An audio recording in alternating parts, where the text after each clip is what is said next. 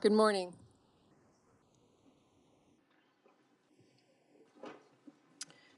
This hearing of the Senate Appropriations Committee will please come to order. We are here today to discuss the national security components of the President's supplemental funding request.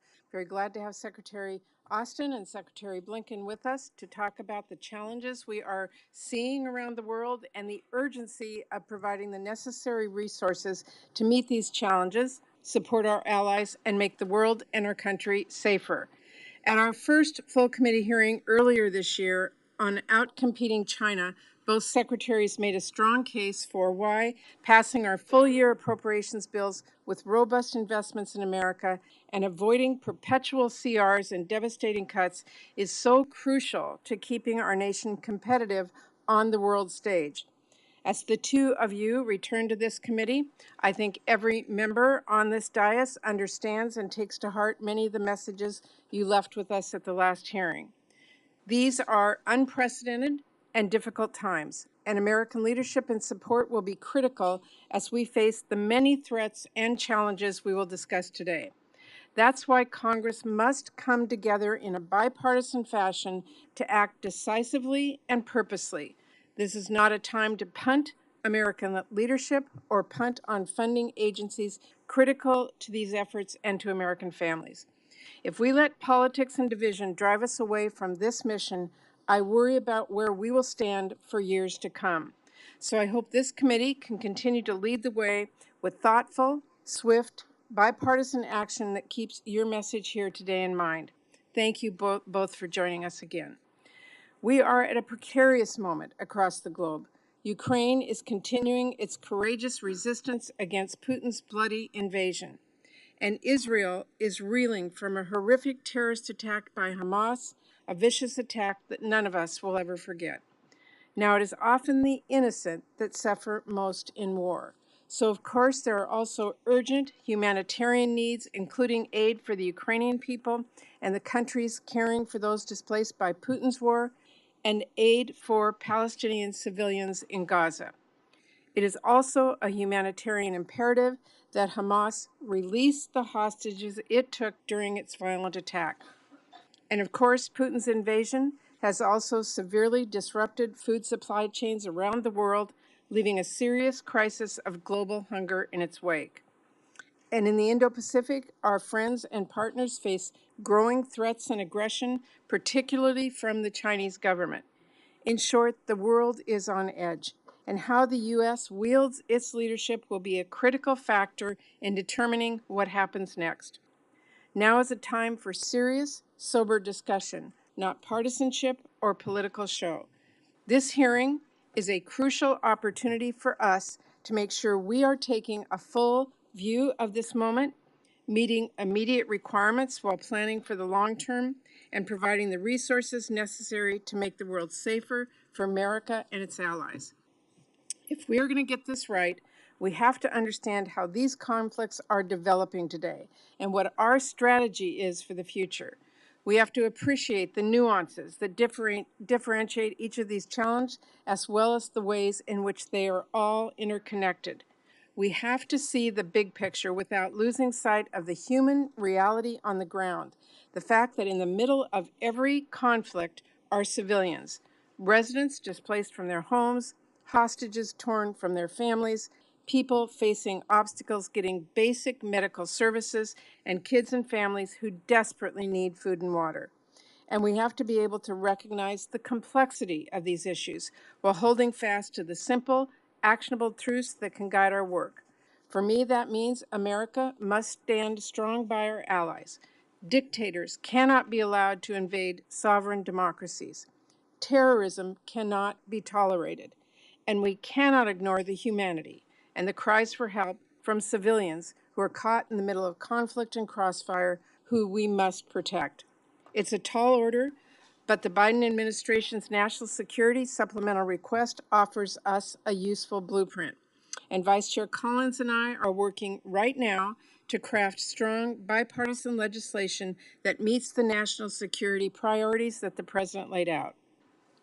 That means a package that provides support to the Ukrainians who are at a crucial point in their fight to protect their sovereignty and the end of the butchery of Vladimir Putin's brutal invasion. One that makes clear to other countries looking to copy Putin's aggression that they will fail, and one that replenishes DoD stockpiles as well and bolsters our domestic manufacturing. That is crucial to ensure we have secure supply chains when it comes to our nation's defense, and that after we send Ukraine weapons, we are replacing our stocks with modern American-made arms. And let's be clear, huge supermajorities in the House and Senate favor more support for Ukraine. So getting this funding across the finish line should not be controversial. Meeting this moment also means a package that ensures we stand with Israel as it works to protect its people in the wake of the horrific Hamas attack and deter additional terrorist threats, and one that helps us prevent further escalation of violence in the region and address humanitarian needs. It means a package that strengthens our presence and supports our allies in the Indo-Pacific and helps us keep pace as the Chinese government works aggressively to expand its footprint in the region. And of course, it also means a package that continues our longstanding and all-important tradition of the U.S. leading the global humanitarian response and delivering vital humanitarian aid to save lives in places that are being torn apart by conflict. Whether they are in Ukraine or Israel or Gaza, we cannot lose sight of the needs of civilians whose lives have been upended by war and violence around them. Making sure people have food, water, and medical care isn't just the right and moral thing to do, it also promotes long-term stability and security, combating hopelessness that can spiral into new threats. Let me also say this, as someone who voted against the Iraq War. I have been heartened to see the President urge our allies in Israel not to fall subject to so many of the same mistakes we saw following the 9/11 terrorist attacks. It is an important message for the President and our country to deliver as a friend of Israel, to stay clear-eyed and strategic in pursuit of justice. Every country has an obligation to protect innocent life and abide by international law, especially during times of conflict. I'm glad the Biden administration is sending that message, and I strongly support their robust efforts to ensure further access to humanitarian relief for the civilians of Gaza. Finally, make no mistake, we need to address all of these priorities as part of one package, because the reality is these issues are all connected and they are all urgent. The Chinese government is watching how we respond to Putin's aggression in Ukraine. Putin is hoping the Hamas attack will give him an opening and distract the world from aiding Ukraine against his brutal invasion. And all of our adversaries are watching closely to see whether we have the vision to recognize how these crises are related and the resolve to come together and respond forcefully to them. Our adversaries are cheering for dysfunction. So let's instead show them unity. Let's show them the strength of democracy by passing a robust, bipartisan national security package. And before I turn it over to Vice Chair Collins, let me just say, while we are focused on the global challenges at this hearing, we should also address the needs here at home, the child care crisis, relief for our communities who've been struck by disaster, the fentanyl crisis, the needs at our southern border, and more. And I'm continuing to discuss a separate hearing to address those issues with my colleagues. I know that it's critical to many of us here, and next week we will have an opportunity to discuss these issues with Secretary Mayorkas and Secretary Becerra at a hearing in front of this committee on November 7th. Bottom line, we face a number of urgent national security issues and challenges here at home. President Biden has submitted requests for much-needed supplemental funding to address these priorities. I urge my colleagues on both sides to work with me on all of these urgent issues. And if we can pass our domestic priorities right alongside our national security priorities, we absolutely should. After all, we are the United States of America. We can stand with our allies around the world and tackle the challenges facing our families here at home at the same time. Now, I'm glad we're holding this hearing today to discuss the vital national security request the President has submitted to Congress, and I look forward to a thoughtful discussion about what is needed to fight and deter aggression from authoritarian leaders, tackle terrorist threats, and protect civilians, and about what is at stake for America's own security and future if we fail to stand with our friends across the globe and lead. Thank you, and with that, I will turn over to Vice Chair Collins. Thank you, Chair Murray, for holding this important hearing. Let me begin by expressing my appreciation to Secretary Blinken and Secretary Austin for joining us today to discuss the President's National Security Supplemental Funding request. I had hoped that Secretary Mayorkas also would be here, but he is testifying this morning before another Senate committee. I very much appreciate that the chair has scheduled an opportunity next week for Secretary Mayorkas to come before us and describe what is needed in the supplemental to provide effective border security, to stem the flood of illegal migrants and fentanyl crossing into the United States. Through the end of fiscal year, as of September 30th, there were a record 2.5 million encounters at our southwest border. This real threat to our homeland must also be addressed. The collective threats that the United States faces from an aggressive Iran and its proxies, an imperialist Russia, and a hegemonic China are also challenges that require our attention and cooperation from our allies. Adversaries in the Middle East are launching attacks not only against our ally Israel, but also against American troops in Syria and Iraq. In Ukraine, the determined patriots, backed by the United States, the European Union, Japan, Australia, and others, continue to battle Putin's brutal and unprovoked invasion. In Asia, China's dangerous game of brinkmanship is targeting our aircraft flying in the region, rattling sabers at Taiwan, and physically challenging claims of the Philippines and Vietnam in the South China Sea. Some have argued for decoupling funding to address these threats and focusing only on the Iranian-backed terrorists who massacred so many Israelis on October 7th. We must recognize that our national security interests are being aggressively challenged by all these authoritarian actors in an effort to dismantle the international order that we established following World War II. Iran has been Russia's accomplice in Ukraine through the export of weapons and drones that terrorize Ukrainian civilians. Just last week, Russia hosted Hamas and Iranian leadership, where Hamas praised Russia's criticism of Israel's actions to defend itself following the recent terrorist attacks.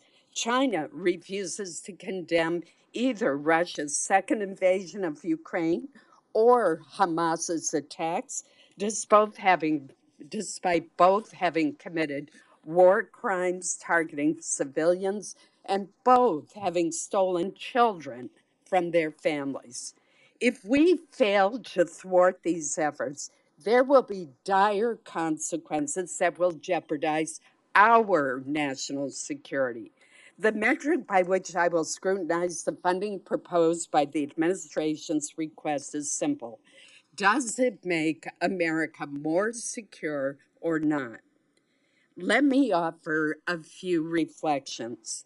When I was in Israel with Senator Graham, Senator Cardin, and several other senators last week, we met with families whose loved ones, including very young children, are being held hostage by Hamas.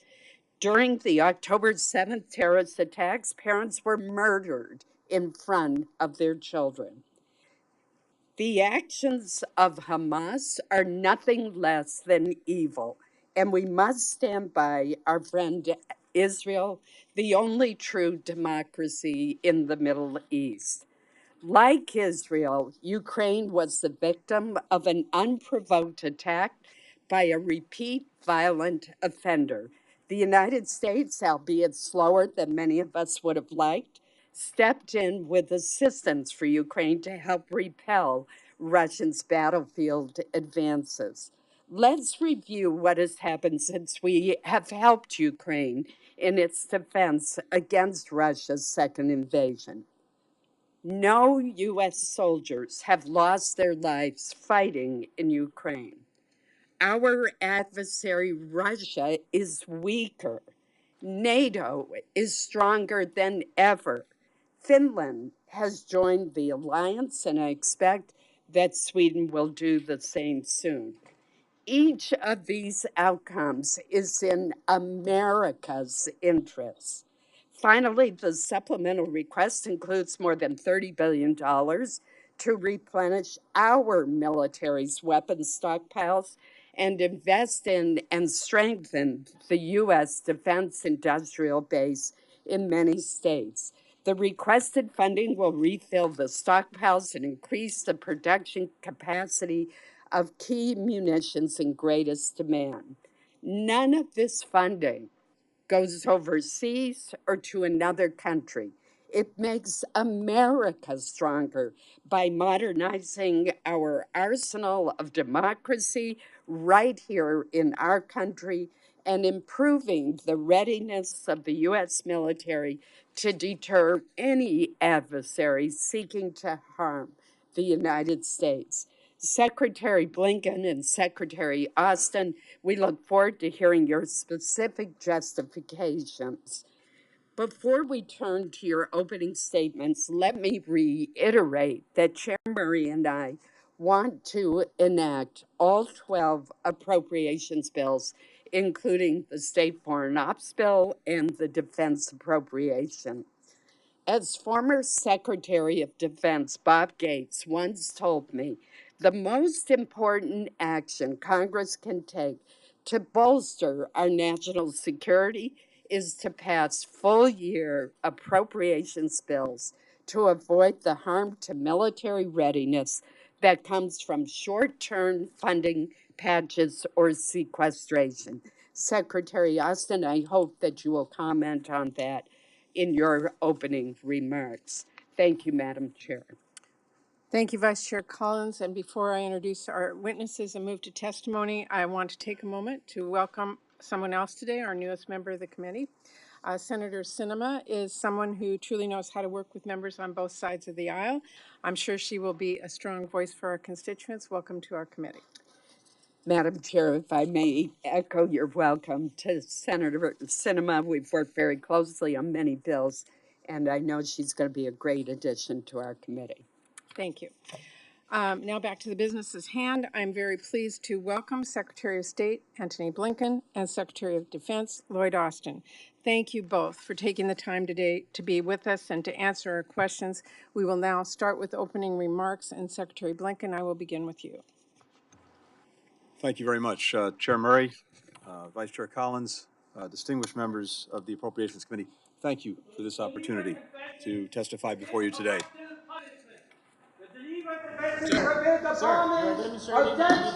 Populated areas. Stop supporting the genocide and ethnic cleansing of the people of Gaza. Ceasefire now! Save the children of Gaza! Save the children of Gaza! Ceasefire now! Where is your pride, America? I do recognize that people feel very passionately, but I ask that we have order in this hearing room and respect our speakers. We will move forward with the hearing and allow the people here and the American people to hear from their witnesses. Senator Blinken. Thank you, Chair. 2.5 years ago, our adversaries assessed that the United States was becoming permanently divided at home, alienated from our allies and partners around the world. Working together, we've demonstrated that America's resilience, its strength, and leadership in the world remain unmatched. We've made historic investments in the source of America's strength at home, our democracy, our infrastructure, our economic and technological competitiveness. We've invested in the modernization of our military, and we've invested in our greatest strategic asset abroad, our network of allies and partners, which is growing larger, stronger, more united, and more capable than ever. We're standing up for our interests and values, not shrinking back, not in the face of Russia's aggression against Ukraine, not in the face of an intensifying strategic competition in the Indo-Pacific and around the world. If the witness will suspend, and I ask that everyone again respect this hearing, we will suspend until the room is cleared. Is calling for a ceasefire. Shame on you all. The world is calling for a ceasefire. The American people don't want to support this brutal war. Stop the war.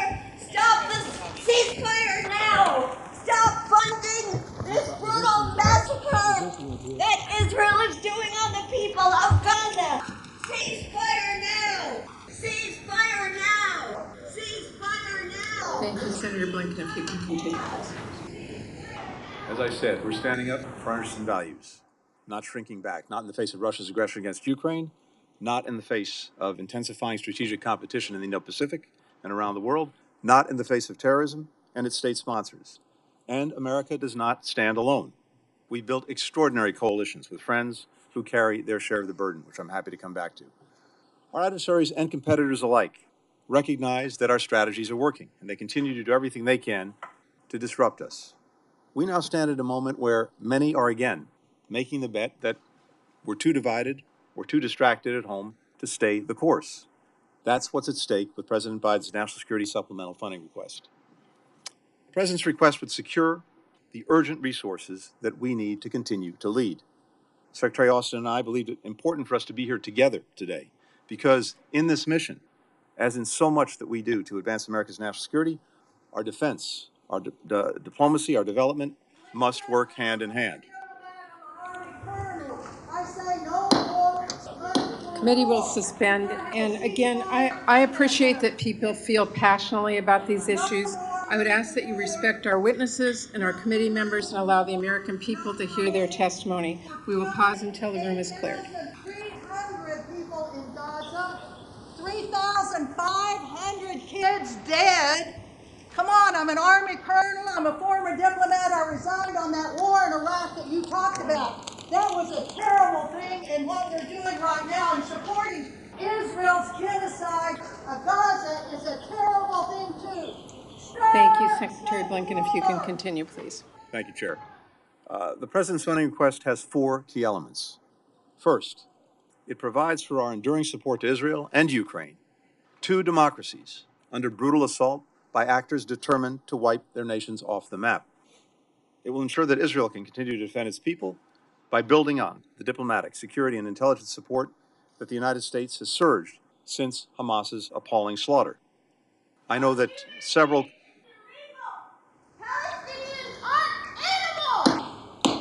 Committee will suspend, and I again ask that those in the audience respect the people in the room and allow us to continue the hearing. The hearing will suspend until the disruption is removed. Ceasefire now! Ceasefire now! Ceasefire now! Ceasefire now! Demilitarize the border! People are not animals! Thank you, Secretary Blinken. If you can continue, please. So I was saying, I know that several committee members have traveled to Israel over the last 3 weeks. They've heard directly from Israeli officials what they need to defend their people and prevent another attack like this one. And that's exactly what the supplemental provides, with $3.7 billion for security needs, including to help Israel bolster its air and missile defense systems. The supplemental also requests additional authority to draw down DoD stocks and enhances the security of our embassy. As President Biden has made clear from the outset, while Israel has the right, indeed it has the obligation, to defend itself, the way it does so matters. In our discussions with the Israeli government, the President and I have both stressed the need for Israel to operate by the rule. Committee will suspend. Let them be at the table! Why aren't they at the table? Ceasefire now! I said you! Ceasefire now! Secretary Blinken, you may continue. Thank you, Chair. So I was saying the President and I have both stressed in our conversations with the Israeli government the need for Israel to operate by the law of war and in accordance with international humanitarian law, and to take all possible measures to avoid civilian casualties. For Ukraine, President Biden is requesting $16.3 billion to supply Ukraine's defense, without which Russia will move quickly to try to seize and exploit any possible opening, and to ensure that Ukraine can sustain the economic base and recovery that its war effort depends on. This funding will not only rebuild Ukraine's economy and offset the damage wrought by Russia, but it will also help to reimagine it, investing in new industries, infrastructure, and supply chains connected to Europe and to the world. Secure and resilient clean energy, anti-corruption bodies, civil society, media. To be strong enough to deter and defend against aggressors beyond its borders, Ukraine needs a resilient economy and a vibrant democracy within its borders. Since Russia launched its war, the robust funding supported by Congress has enabled the people of Ukraine in their courageous fight to defend their nation.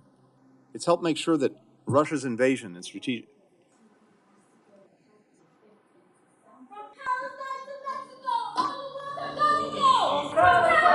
Committee will suspend. All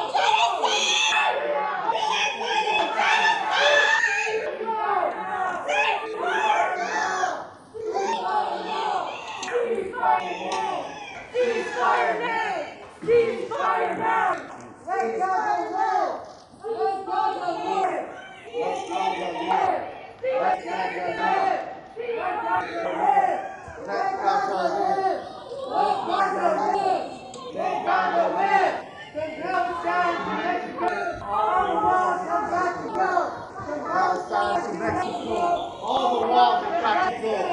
Palestine to Mexico. All the walls have got to go. Palestine to Mexico. All the walls have got to go. Ceasefire now. Ceasefire. Ceasefire. Ceasefire now. Ceasefire now. Ceasefire now. Ceasefire now. Ceasefire now. Ceasefire now. Palestine to Mexico. Ceasefire now. Defund genocide. Defund genocide. Defund genocide. Defund genocide in Gaza now. Ceasefire now. Ceasefire now. Ceasefire now. Ceasefire now. Ceasefire now. Ceasefire now. Ceasefire now. Ceasefire now. Ceasefire now. Ceasefire now. Ceasefire now. Ceasefire now. Ceasefire now. Ceasefire now. Ceasefire now.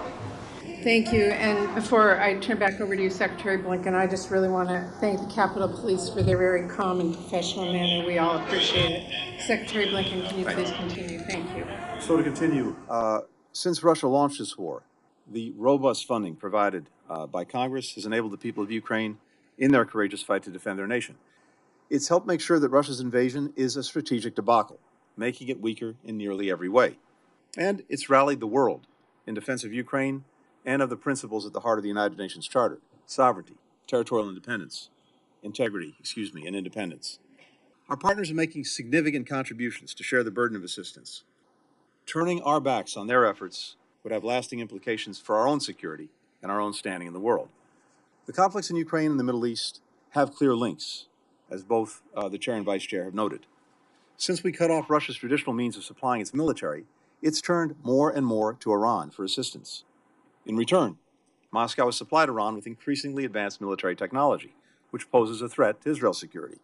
Allowing Russia to prevail, with Iran's support, will simply embolden both Moscow and Iran. Second, this funding will enable us to tackle grave humanitarian needs created by autocrats and terrorists, as well as by conflict and natural disasters in Ukraine in Gaza, in Sudan, in Armenia, and other places around the world. Food, water, medicine, other essential humanitarian assistance for civilians must be able to flow into Gaza. Civilians must be able to stay out of harm's way, a task that's made even more difficult as Hamas uses civilians as human shields, and humanitarian pauses must be considered. Helping prevent a worsening humanitarian catastrophe aligns with our nation's most deeply held principles, including our belief that every civilian life is equally valuable, equally worthy of protection. Without swift and sustained humanitarian relief, the conflict is much more likely to spread. Suffering will grow, and Hamas and its sponsors will benefit by fashioning themselves as the saviors of the very desperation that they created. Humanitarian assistance is also vital to Israel's security. Providing immediate aid and protection for Palestinian civilians in this conflict is a necessary foundation for finding partners in Gaza who have a different vision for the future than Hamas and who are willing to help make it real. Third, this funding is critical to outcompeting our strategic rivals. This request will bolster deterrence. It will support our allies and partners in the Indo-Pacific to address threats from an increasingly assertive PRC and to meet emerging challenges. It will uphold our commitment to our allies, including under our trilateral security partnership with Australia and the United Kingdom, AUKUS. And it will help countries transition to military and defense equipment that's made in America. The President's request also includes resources for the World Bank and International Monetary Fund to provide alternatives to China's coercive financing for our partners in the developing world. It will also help ease the impact of spillovers of Russia's war on food and energy security for the world's most vulnerable. The proposed $2 billion appropriation and requested authorizations would generate almost $50 billion in additional development funding capacity for the World Bank and the IMF, an enormous return on our investment, demonstrating U.S. leadership in meeting urgent global challenges. Fourth and finally, the supplemental will make critical investments to protect the security of Americans here at home. That includes addressing the hemispheric challenge of irregular migration, strengthening our defense industrial base to ensure our military continues to be ready, capable, and the best equipped fighting force in the world, and that we remain the arsenal for democracy. More than $50 billion of the security assistance funding will replenish U.S. military stocks, strengthen our defense industrial base, and will be spent through American businesses. Each of these investments work together to achieve our mission, a stronger, safer, brighter future where America can lead from a position of strength. Let us come together and demonstrate to one another and to the world that we can rise to this moment. I also hear very much the passions expressed in this room and outside this room. All of us are committed to the protection of civilian life. All of us know the suffering that is taking place as we speak. All of us are determined to see it end. But all of us know the imperative of standing up with our allies and partners when their security, when their democracies are threatened. That's what's happening now. We stand resolutely with them, even as we stand resolutely for the protection of innocent civilians. Before I close, I'd just like to thank senators for their vote today to send the President's ambassadorial nominee, Jack Lew, to Israel at this critical time. And I encourage the Senate to do the same for the 26 other nominees waiting for their vote. Thank you very much, Madam Chair. Thank you very much, Secretary Blinken. Secretary Austin, if you want to begin your testimony, please. If you could suspend until we have the room cleared.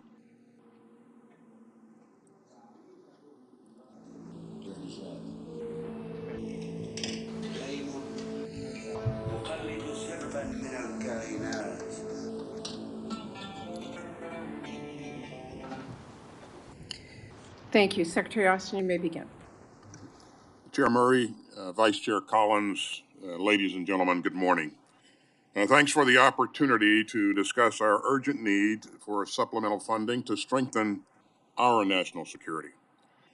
On October 7th, Hamas terrorists murdered more than 1,400 Israelis and at least 36 Americans and took more than 200 hostages.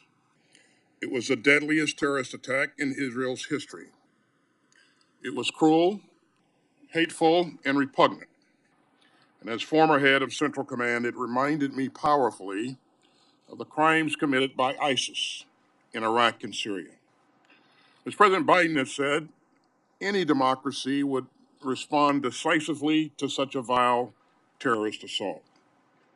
And I traveled to Israel just days after the attack to underscore America's ironclad commitment to Israel's security. Now, we fully understand that Hamas does not represent the Palestinian people, and we mourn the loss of Palestinian civilians. And I have repeatedly made clear to Israel's leaders that protecting civilians in Gaza is both a moral responsibility and a strategic imperative. Democracies like ours are stronger and more secure when we uphold the law of war and protect civilians. Now, tensions remain exceptionally high. So let me outline the department's 4 key lines of effort. First, we'll continue to protect American forces and citizens in the region. Our personnel have come under repeated attack in recent days by Iranian-backed militia groups, and these attacks must stop. At the President's direction, U.S. forces have conducted precision self-defense strikes on facilities in eastern Syria used by Iran's IRGC and its affiliates. If Iranian-backed groups continue to attack U.S. forces, we will not hesitate to take further necessary measures to protect our people. We've also raised force protection measures across the region, and I have deployed a terminal high-altitude area defense battery, as well as additional Patriot batteries. And second, we're flowing security assistance into Israel at the speed of war. We're providing air defense capabilities, precision-guided munitions, small-diameter bombs, and other key equipment, including more interceptors for the life-saving Iron Dome system. Third, we're coordinating closely with Israel to help secure the release of every man, woman, and child seized by Hamas, including American citizens. As President Biden told the families of the missing Americans, we have no higher priority than the safe return of their loved ones. And we immediately provided U.S. military advisors to offer best practices for integrating hostage recovery into Israel's operations. And finally, we swiftly strengthened our force posture in the region to deter any state or non-state actor from escalating this crisis beyond Gaza. 2 carrier strike groups are now in the region.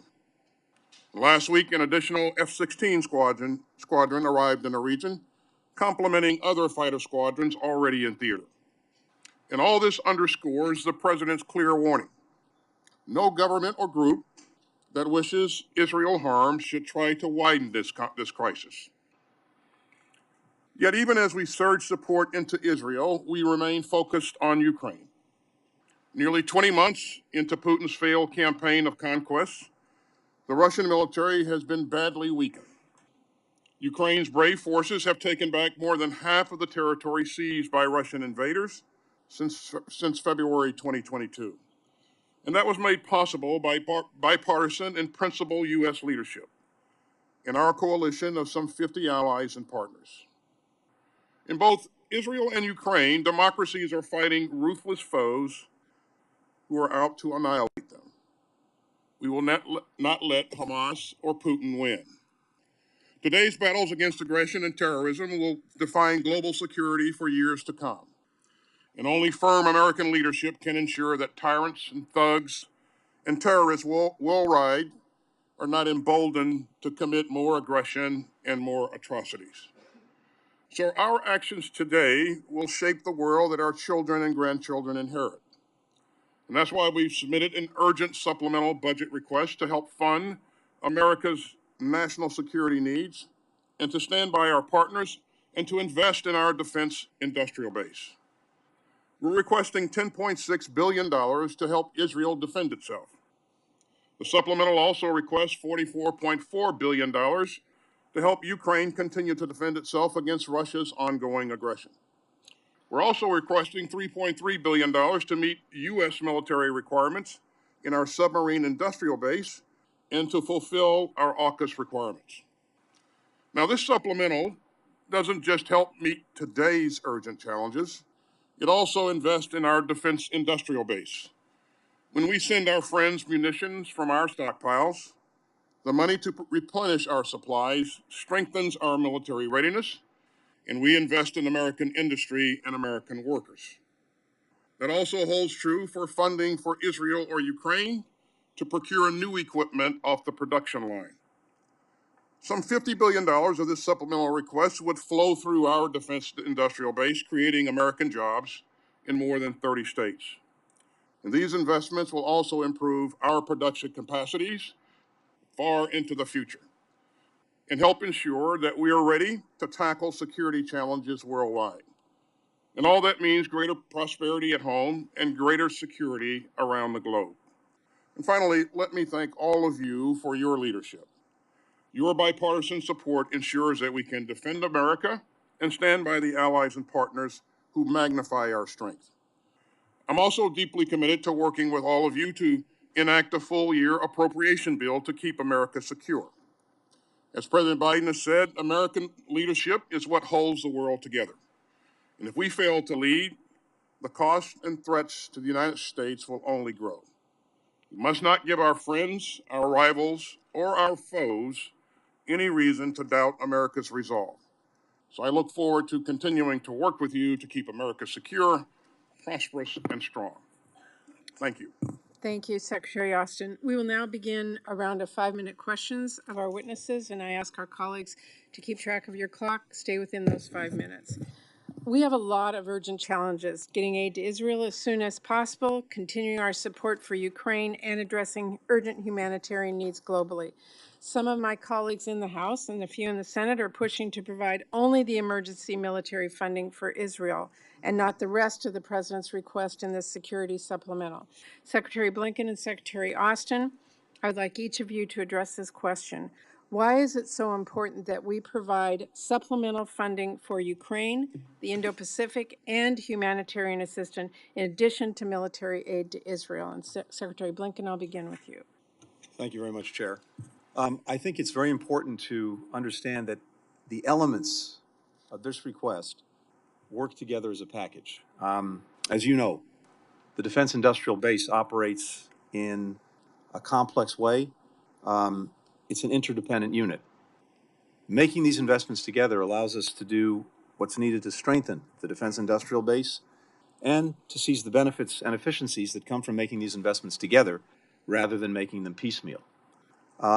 We also know, as you've heard, that increasingly Russia and Iran are working together to challenge our leadership, to hem us in globally, to pose a growing threat to our own security as well as to that of our allies and partners. They've been partners in a devastating war in Syria. And now we have Iranian proxies firing missiles from Syria in northern Israel. Russia could stop this, but it doesn't. Instead, to the contrary, its government is hosting Hamas for talks in Moscow. Iran is sending UAVs to Russia to attack Ukrainian civilians. So we're seeing the profound connections here. What happens in Ukraine, what happens in the Middle East also matters for the Indo-Pacific. Beyond Europe, we know that our allies, as well as our adversaries, as well as our competitors, are watching that conflict. They're watching our response. The global impacts of Russia's unprovoked war of aggression against Ukraine further stress the importance of ensuring that the Indo-Pacific does not learn the wrong lessons from these conflicts. So the funding request that we've put before you is vital to securing a free and open Indo-Pacific in the face of mounting challenges in that region to threaten to undermine the international rules-based order, including things like freedom of navigation.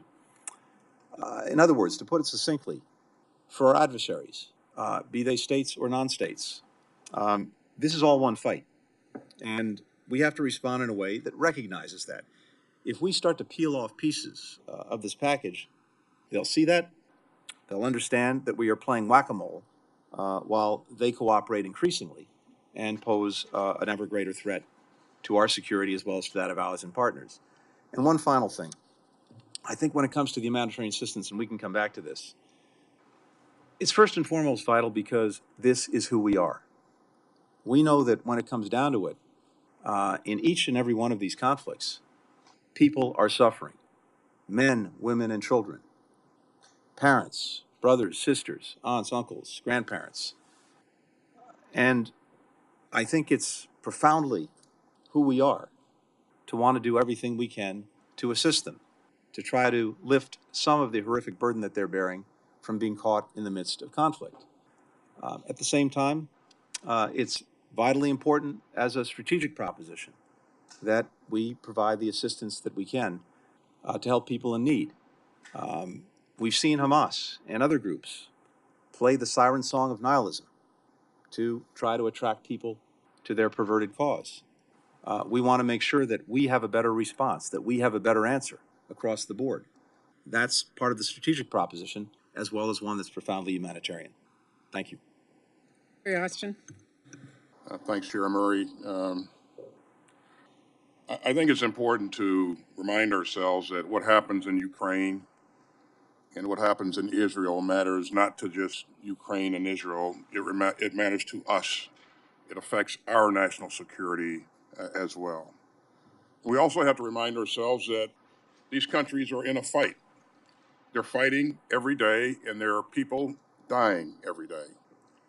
And in Ukraine, Putin continues to attack civilians and commit war crimes that are despicable. And so these countries urgently need the resources to ensure that they can continue to defend their sovereign territory. You know, in Ukraine, Putin has felt that he could wait us out, and that's part of his strategy. It's the main part of his strategy. He feels that the West will get tired of supporting Ukraine, and he'll soon have his way. If that's the case, if we don't support Ukraine, then Putin wins. But Putin will not stop in Ukraine. We know that. We all know that. And so I think it's important to do what's necessary to support Ukraine and Israel and to help them defend their sovereign territory. But as the Secretary said, as Secretary Blinken said, this is also an investment in our defense industrial base. It helps us replenish our stockpiles and gives us additional depth and agility that helps us do what we have done over the years, over the centuries, over the decades, around the world.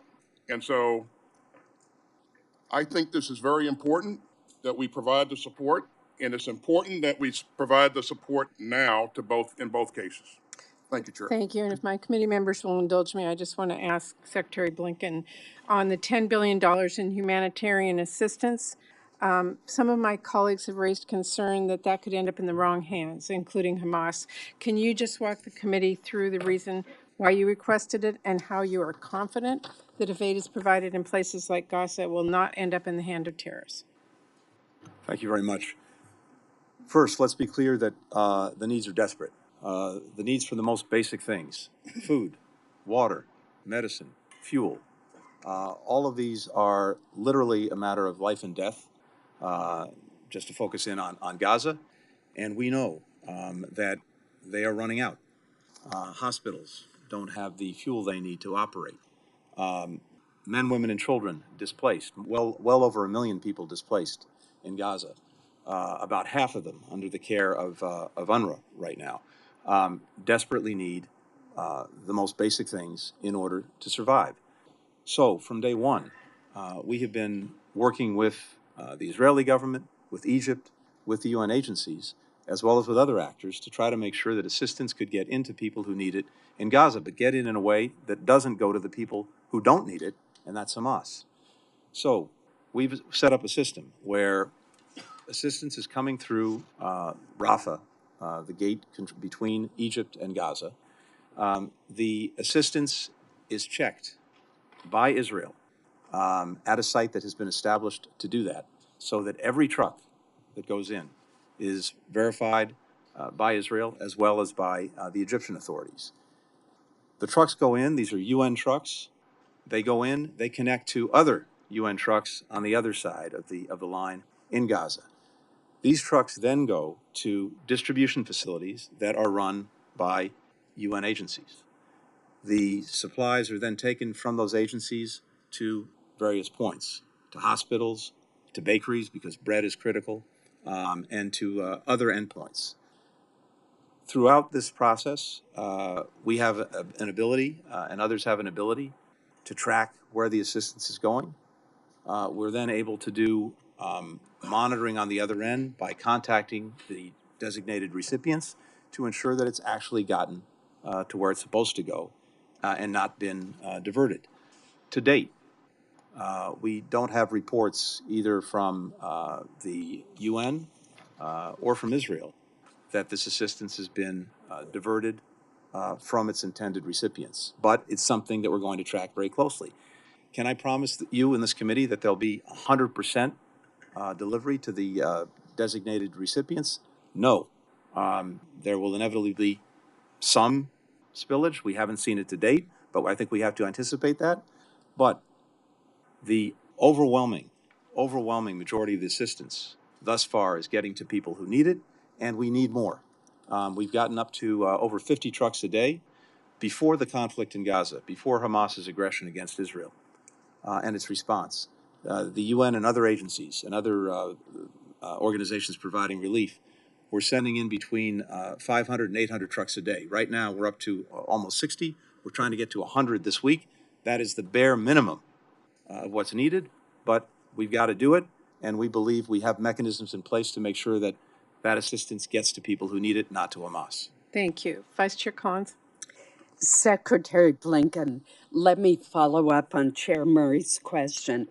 Does Israel agree that there are sufficient safeguards to prevent humanitarian aid from being diverted to Hamas rather than reaching the innocent civilians whom we all want to assist?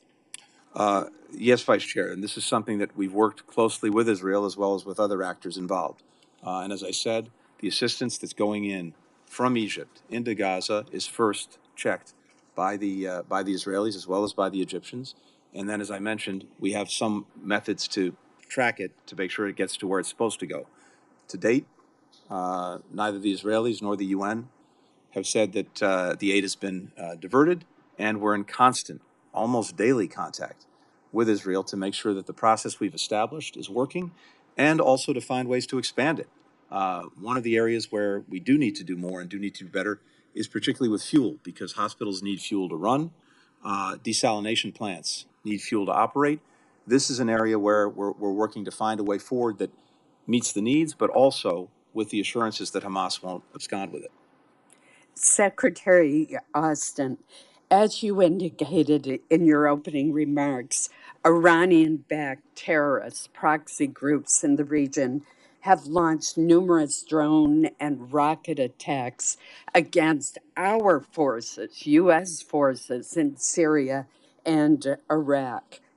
According to press reports, there have been at least 20 such attacks, and 19 U.S. service members have been wounded. It's imperative that Iran and its proxy groups understand that they cannot attack American forces with impunity. I know that last week, President Biden ordered 2 U.S. strikes against facilities in Syria used by Iranian proxies to threaten our troops. But the New York Times has reported over the weekend that Iranian-backed terrorists continue to attack U.S. forces in the region even after these airstrikes. Since these U.S. airstrikes apparently have not been sufficient to deter additional attacks on our troops by Iranian-backed proxies, what else is the department doing to stop attacks against American troops? Well, thanks, Vice Chair. First of all, let me emphasize that the protection, the safety of our troops and our civilians is of utmost importance to me and of utmost importance to the President as well. We've taken a number of steps to make sure that we increase our force protection posture. We've deployed a number of assets into the region as well. We've been clear. The President's been clear, and I have been clear, Vice Chair, that if this doesn't stop, then we will respond. And so we maintain the right to respond. We have the capability to do that, and we will respond at a time and place of our choosing. Secretary Blinken, Israel has every right to defend its citizens from Hamas, including seeking out the terrorists in Gaza and destroying them while also trying to minimize civilian casualties. There's a critical distinction here. Hamas targeted civilians. They kidnapped innocent children as well as people as old as 85 years old. Israel is not doing that. As Israel has begun to respond in Gaza to Hamas's indiscriminate and barbaric targeting of innocent Israeli citizens, some, and we've heard it today, have called for a ceasefire. A ceasefire would be a strategic victory for Hamas. It would simply allow Hamas to bide its time and prepare for future attacks and pay no price for the greatest loss of Jewish lives in a single day since the Holocaust.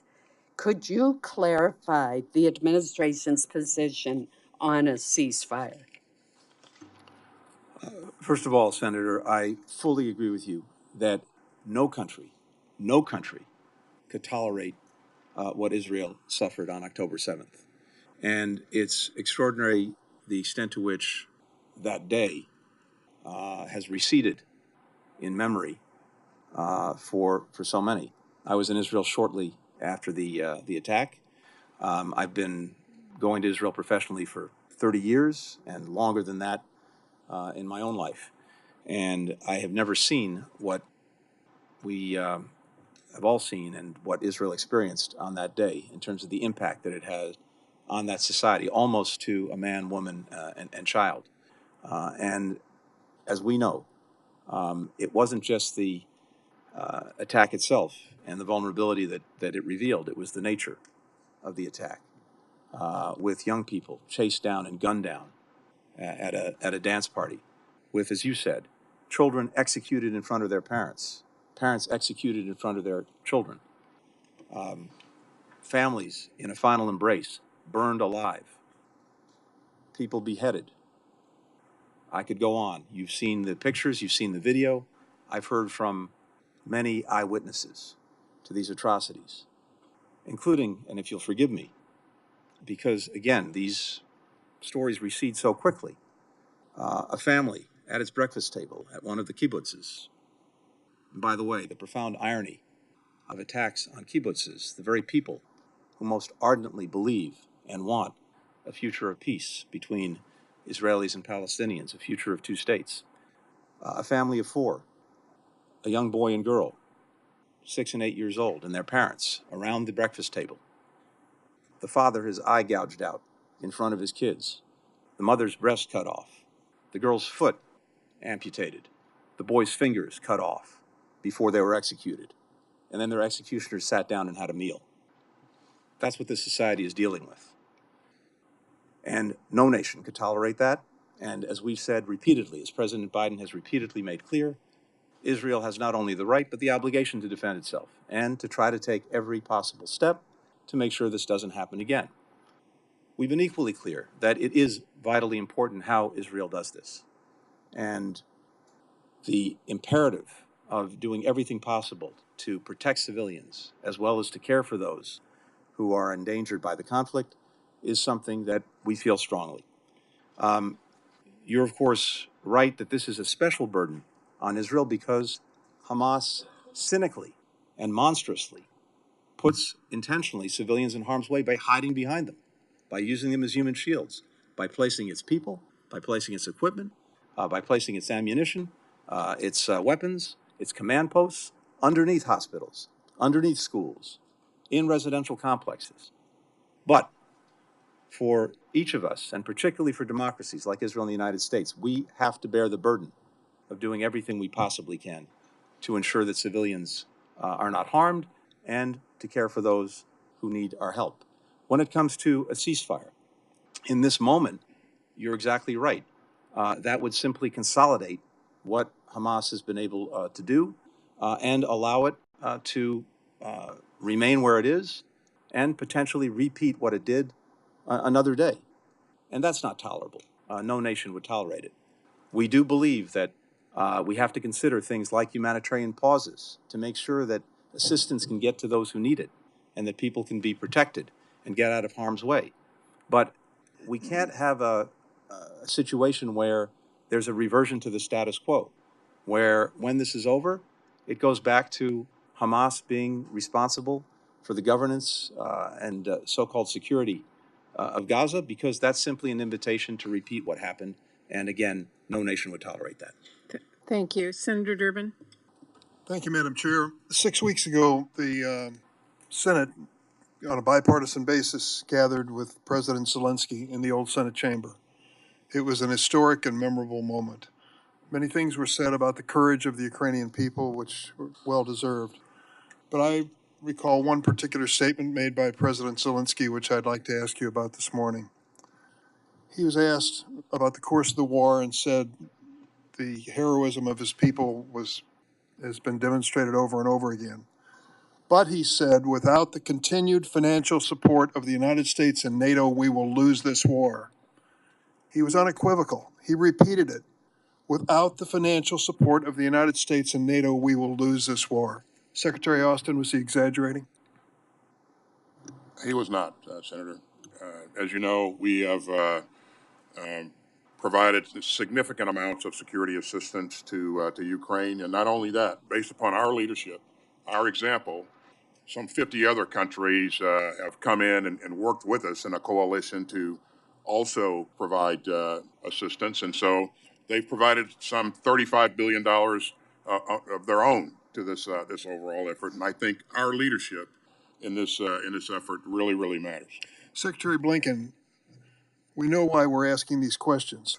The proposals coming from the new Speaker of the House suggest that he would fund the support for Israel requested by the administration, but not fund the support for Ukraine.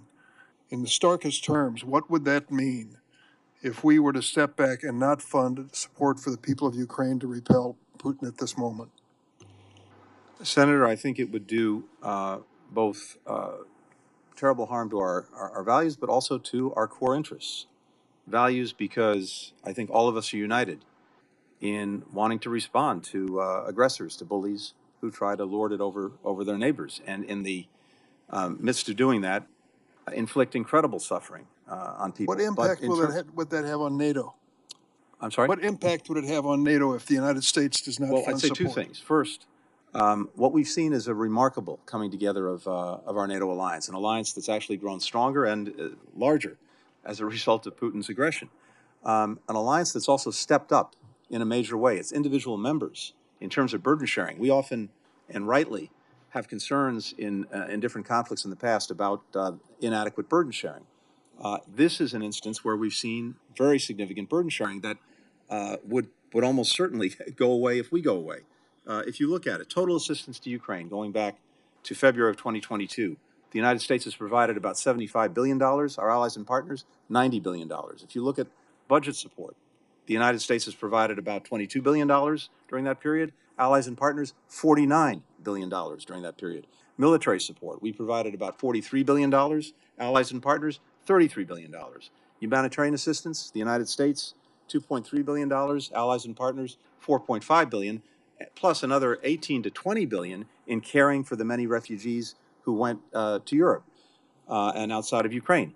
So I think what the message it would send, first of all, to each and every one of these countries is if the United States is abandoning ship, well, we may as well do too. And second, our alliance itself is founded on the proposition that we're all in this together. I think they would see this as a retreat from our own responsibilities. Finally, and this is very important, and you heard the Secretary of Defense say this, there is no doubt in my mind that if Putin is allowed to continue to act with impunity, that not only would he not stop at Ukraine and potentially go to a NATO country next, which would invoke our Article 5 obligations to our allies and partners, it would send a message to would-be aggressors everywhere in the world that if he can get away with it, so can we. And then we're likely to have a world full of conflict, and that's a world that's not good for the United States. We are much better sustaining our effort now, seeing this to success, than having to pay a much higher price later when we have to deal with a world full of aggression. Mr. Secretary, it can't be a coincidence that Putin would invite the head of the Hamas terrorist organization to Moscow just days after the October 7th attack, the terrible massacre which you described in some detail, and I've heard so many depictions. So do you believe there is an allied effort between Putin's cause and the cause of the Hamas terrorists? Putin is very much trying to take advantage of the Hamas attack on Israel in the hopes that it will distract us, that it will divert our focus away from Ukraine and away from his aggression in Ukraine, and that it will result in the United States pulling back its resources, pulling back its support. And at the same time, he's allied with the exact elements that are trying to wreak havoc in Israel. So we see these things as being very much joined, which is one of the reasons our request is a joint request. Thank you. Thank you, Senator Graham. Thank you. Secretary Blinken, thank you very much for helping us, the 10 of us who went over to Israel and Egypt and Saudi Arabia. Just to kind of tighten things up a little bit, from an Israeli point of view, there will be no ceasefire until Hamas ceases to be a threat to the state of Israel. Do you agree with that statement? I do. Okay, so no ceasefire until Hamas ceases to be a threat. Makes perfect sense to me. Do you believe it's the goal of Hamas to destroy Israel, not to have a two-state solution? Don't have to take my word for it. Take Hamas's word for it. It's in I their charter. couldn't agree with you. You agree with that, General Austin? I do. They have said so. All right, so we're fighting somebody who's not trying to help the Palestinians. They're trying to kill all the Jews. Would it be fair to say that Hamas is a modern-day version of religious Nazis?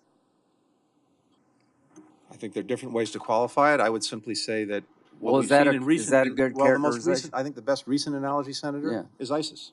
Is that okay with you for me to call them religious Nazis? I agree with Secretary Blinken. Yeah. There's a direct parallel to ISIS. As a matter of fact, Yeah, I think okay, yeah, well, that's right. ISIS, Nazis is all bad. We all agree with that. Do you agree without Iran's help, Hamas could not do this? In short, yes. Yeah. There's no doubt that Hamas wouldn't be Hamas. As a matter of fact, General Austin, some estimates are that 93% of all the money Hamas receives comes from Iran. Is that correct? I don't know the exact percentage, but I would say the vast majority does come from. Well, all the reports I've seen from the administration is 90%. So Hamas is ISIS, Nazis, whatever you want to call them. They want to kill all the Jews. So if I were Jewish, I'd want to stop them. They're being supported by Iran. Our troops in Syria and Iraq, they're there to protect against the rise of ISIS. Is that true, General Austin? That's right. They're just not hanging out, no other place to go. They're there because it's in our national security interest that ISIS not come back. You agree with that? That's correct, sir. Okay. Is it a red line for Iran to orchestrate an attack on our forces that kills an American in Syria or Iraq? Is that a red line? Can we tell the Iranians today, in case they're watching, if an American is killed by your proxies in Syria and Iraq, we're coming for you? Can you say that? I think Iran should be held accountable for the activities of these Iranian. Okay, does that mean that we would consider going to the source of the problem? The great Satan is Iran, not Israel. It's not the United States. Can we say publicly to the families who have service members over in Iraq and Syria that we will hit Iran if they try to kill an American through their proxies? Can we say that? What we have said and what we'll continue to say, Senator, is that we're going to hold. Well, I wish you would be more clear, because I'll tell you this. If one of these soldiers is killed, I'm going to say it, and I hope other people will join me.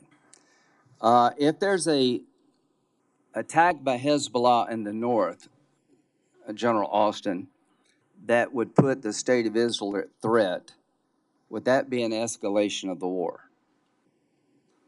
It would be an escalation, and Israel would be forced to fight on two fronts. I agree with that. And they have over 100,000 precision-guided rockets and missiles pointed at Israel. Is that correct?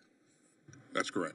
Is it also correct that Iran is the biggest benefactor of Hezbollah? That is absolutely correct. Can we say to Iran, the Ayatollah, who is a religious Nazi, that if you escalate the second front, if you activate Hezbollah against the state of Israel to create a second front, we will come after you? Can we say that? Is that a red line? Whether or not we attack Iran because of a decision on a part of Lebanese Hezbollah, that of course that's a presidential decision, and also will require congressional support. I'm running out of time. I'm going to say it if it happens. I hope it doesn't. Finally, do you agree with me, Secretary Blinken, that one of the main reasons this attack occurred is Iran wants to stop the reconciliation between Saudi Arabia and Israel? Yes, those who are opposed to normalization are Hamas, Hezbollah, and Iran. I just want to end it with this. I will do everything I can as a Republican to help the Biden administration to achieve reconciliation between Saudi Arabia and Israel with the understanding we're going to help the Palestinian people post-Hamas. That is the only way this ends. So I congratulate you. I urge you to continue to drive toward peace between Saudi Arabia and Israel. Do not let Iran win by getting us off track. And General Austin, I admire you very much, but we need to be clear, crystal clear, as to what happens if Iran kills an American soldier or they open up a second front. And I hope you will let them know what our red lines are. Thank you. Senator Reid. Thank you, Madam Chairman. First point I would like to raise is with respect to our colleagues in the House, their proposal, the Republican leadership. Not only do they not fund Ukraine, which I think your testimonies indicates is a vital imperative for the United States, they also want to offset the funding by taking money from the IRS. Obviously, I don't think they read the Wall Street Journal, because just a few days ago, the Wall Street Journal reported that in 2021, the Americans failed to pay $688 billion in taxes. So if we don't invest in the IRS, we are giving up billions and billions of dollars. And I think that point has to be recognized as we go forward and negotiate with the House. But let me turn now to the issue at hand. You were talking about Secretary Austin sending resources to Ukraine. You are now the civilian Secretary of Defense, but you were a distinguished Army officer and commander of CENTCOM. If we don't send the resources, does that increase the probability that someday we'll have to send young Americans into the European theater? Absolutely, Senator Reid. I think, as we said earlier, if Putin is successful, he will not stop at Ukraine. And if you're a Baltic state, you're thinking, I'm next. And you know, there's no question in my mind that sooner or later there will be. He will challenge NATO, and we'll find ourselves in a shooting match. And so, in one sense, this comes down to a choice between lending them the tools to do the job or seeing young Americans facing combat. I agree, Senator. Thank you. Again, Secretary Austin, you pointed out with respect to the efforts in Gaza that humanitarian assistance is not just a good thing to do, it's a strategic necessity for the operations of Israeli forces. Is that correct? That's absolutely correct.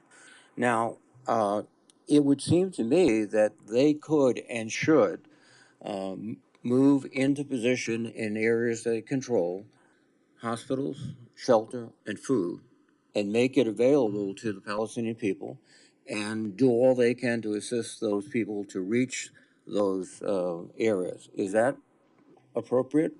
Absolutely, Senator. And just so you know, I talk to my counterpart, Minister of Defense Gallant, nearly every day. And every day I talk to him, I remind him of the necessity of getting humanitarian assistance into Gaza.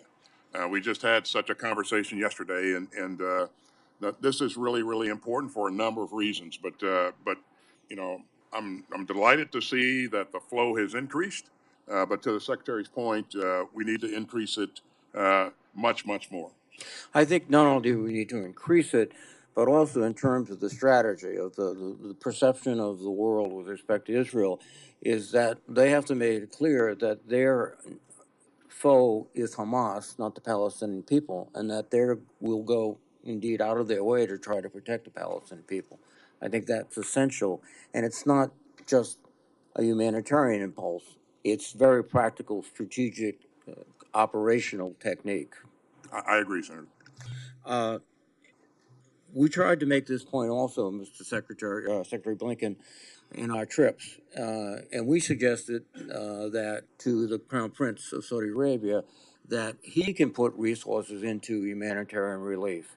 And I would urge you and your colleagues to try to get all of the nations in that area to provide the resources. The Israelis control the ground, they can control the operations, but the money for aid to Palestinian people should come from the international community.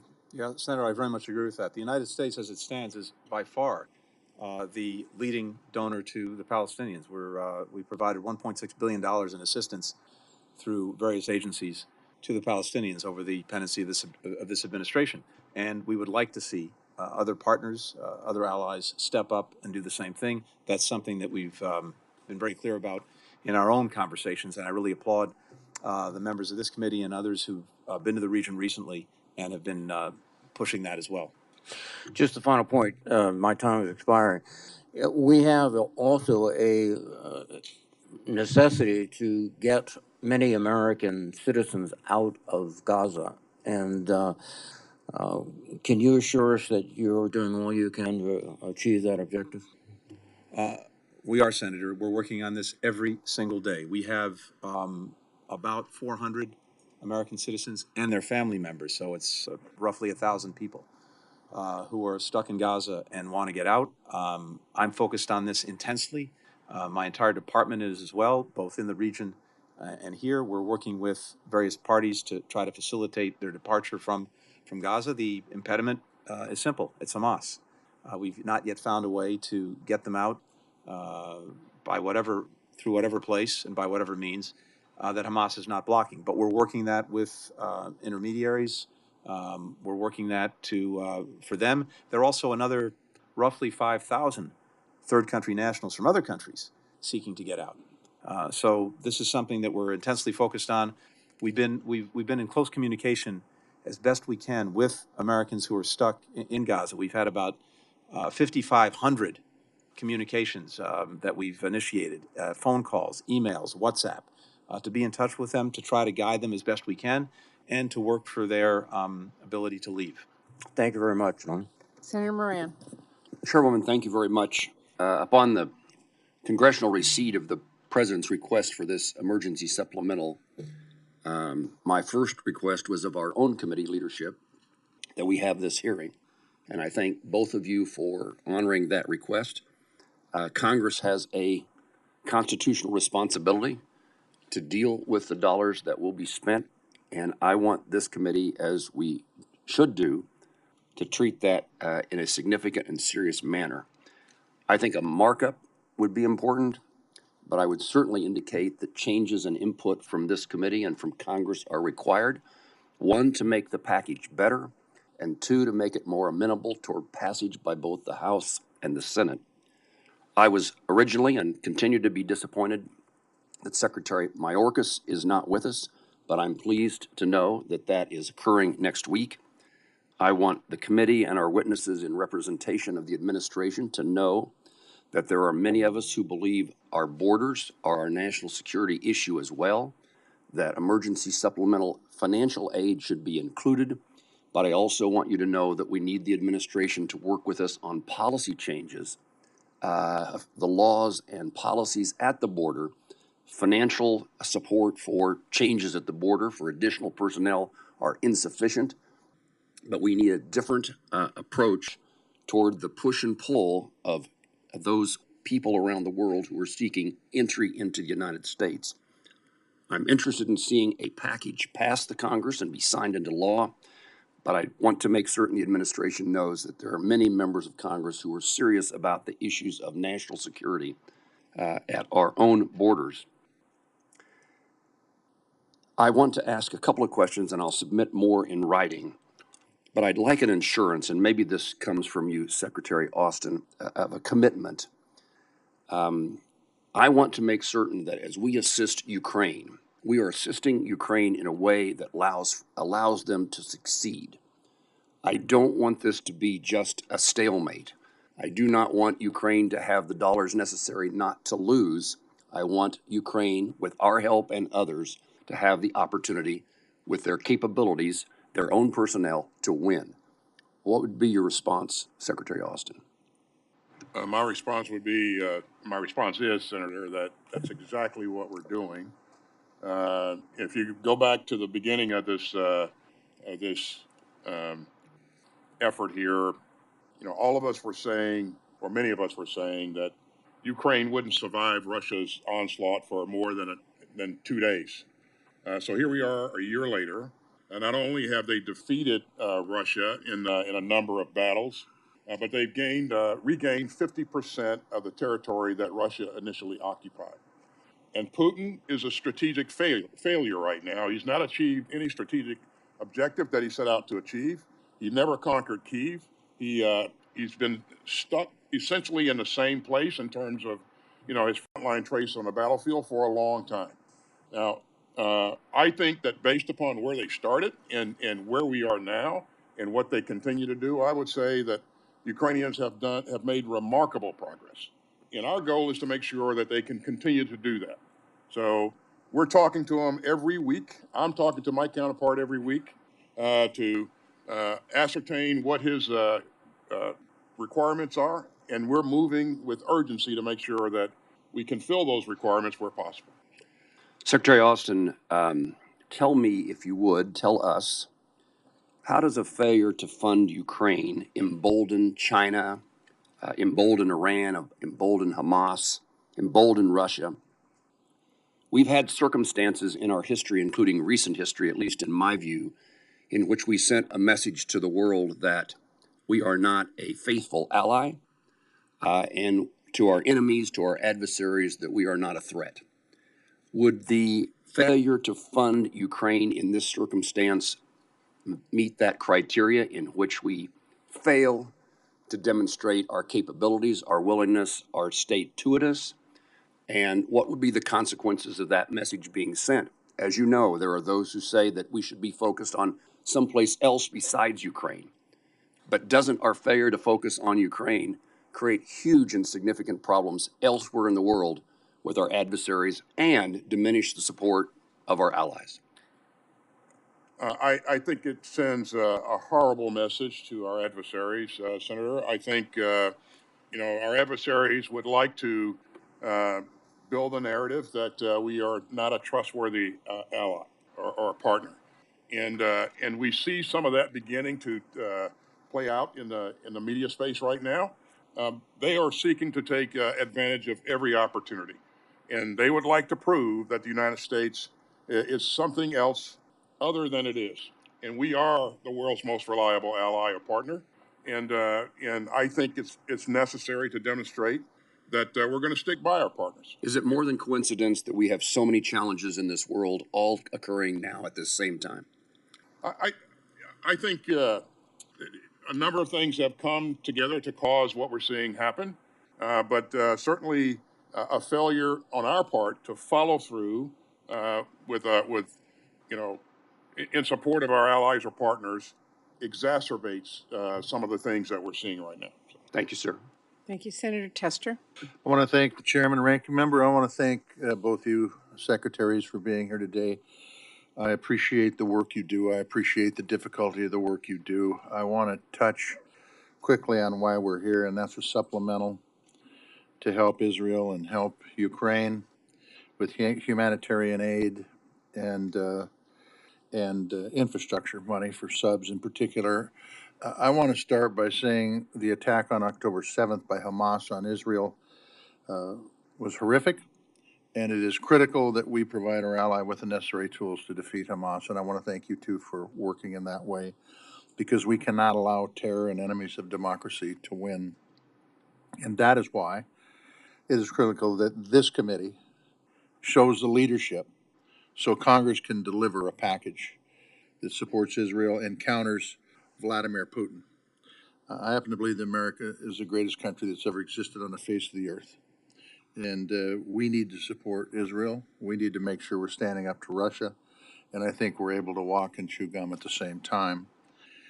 I want to be very clear today, as chairman of the Defense Subcommittee that sets the Defense Department's budget. I'll be working with Republicans and Democrats and colleagues to deliver a package that replenishes America's weapon stock, supports our Democratic allies, and sends a clear message to the enemies of freedom and democracy that they will not prevail. My question is this for you, Secretary Austin. Can you talk about the supplemental requests for Ukraine? How much of that is staying here to resupply our industrial base in this country? It's being spent in this country for our security to replenish that industrial base. For Ukraine. Yes. Okay, so thanks, Senator. We're asking for $44.4 billion in support of Ukraine. It's an $18 billion of that amount goes to enable us to replenish our stocks.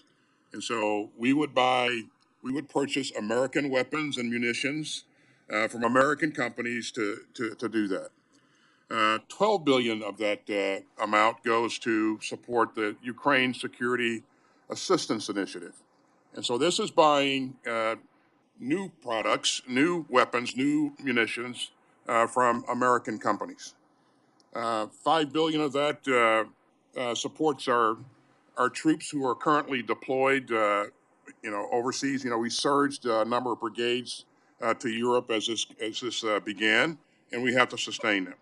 And then 2.7 billion of that amount goes to expansion of facilities to increase capacity and accelerate production of critical munitions.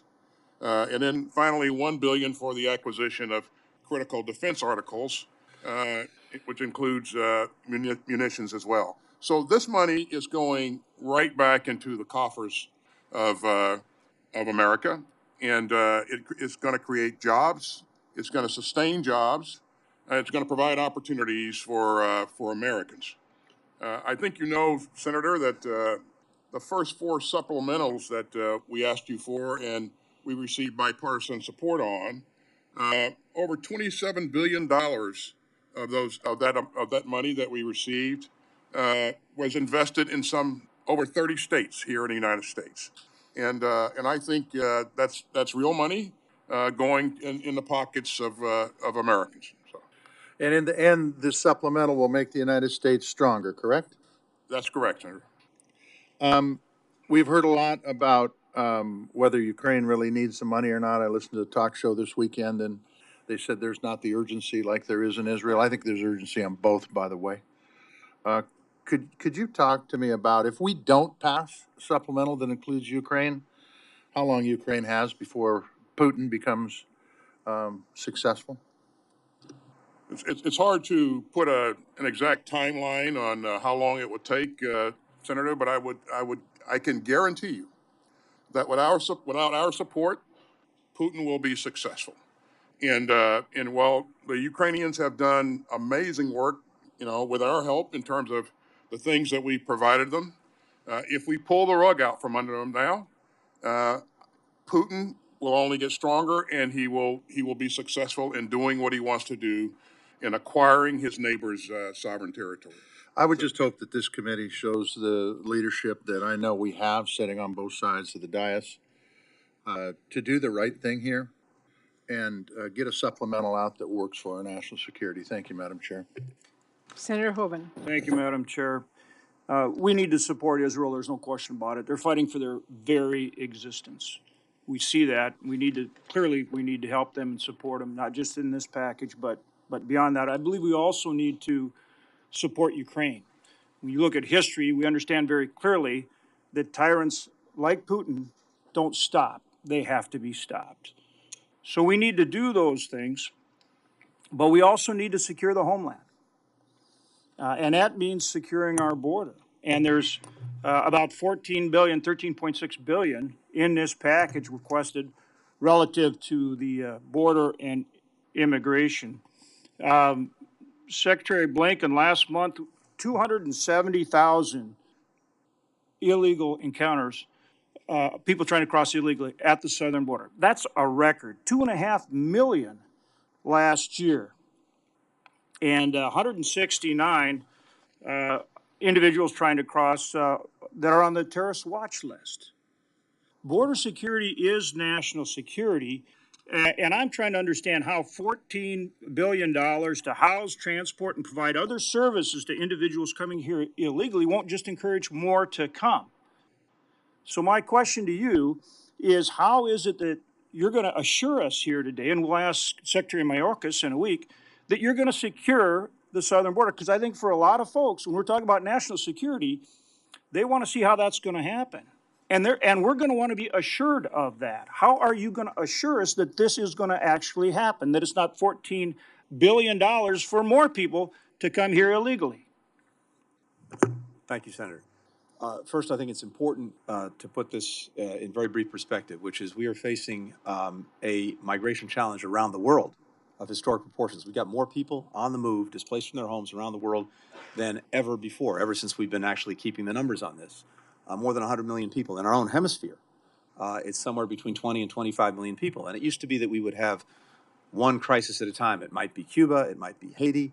Now we've got Cuba, Haiti, Venezuela, Honduras, El Salvador, Guatemala, Ecuador, Colombia, and so on down the list, Nicaragua. And then people coming to our hemisphere from outside the hemisphere trying to get into the United States. My piece of this, our piece of this at the State Department, is the work that we're doing with countries throughout our hemisphere for them to step up and take shared responsibility for this problem. And that means, among many other things, making sure that they themselves have asylum systems that work so that people With will all stay. due respect, Secretary, we understand that. How are you going to assure us that you are going to stop the flow of illegal crossings at our southern border?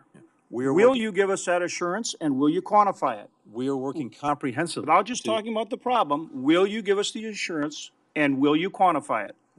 I would certainly defer to my colleagues at DHS and others who are working on the border itself. The piece that I'm focused on is working with other countries in the region. Is it your opinion we should enforce third safe countries? I'm sorry, go ahead. Go ahead, sir. Yeah, my time's limited here. Should we enforce third safe country and remain in Mexico protocols? We should work with other countries and enforce every reasonable measure to make sure that the migratory flow is safe, orderly, and humane. That's what we're working on.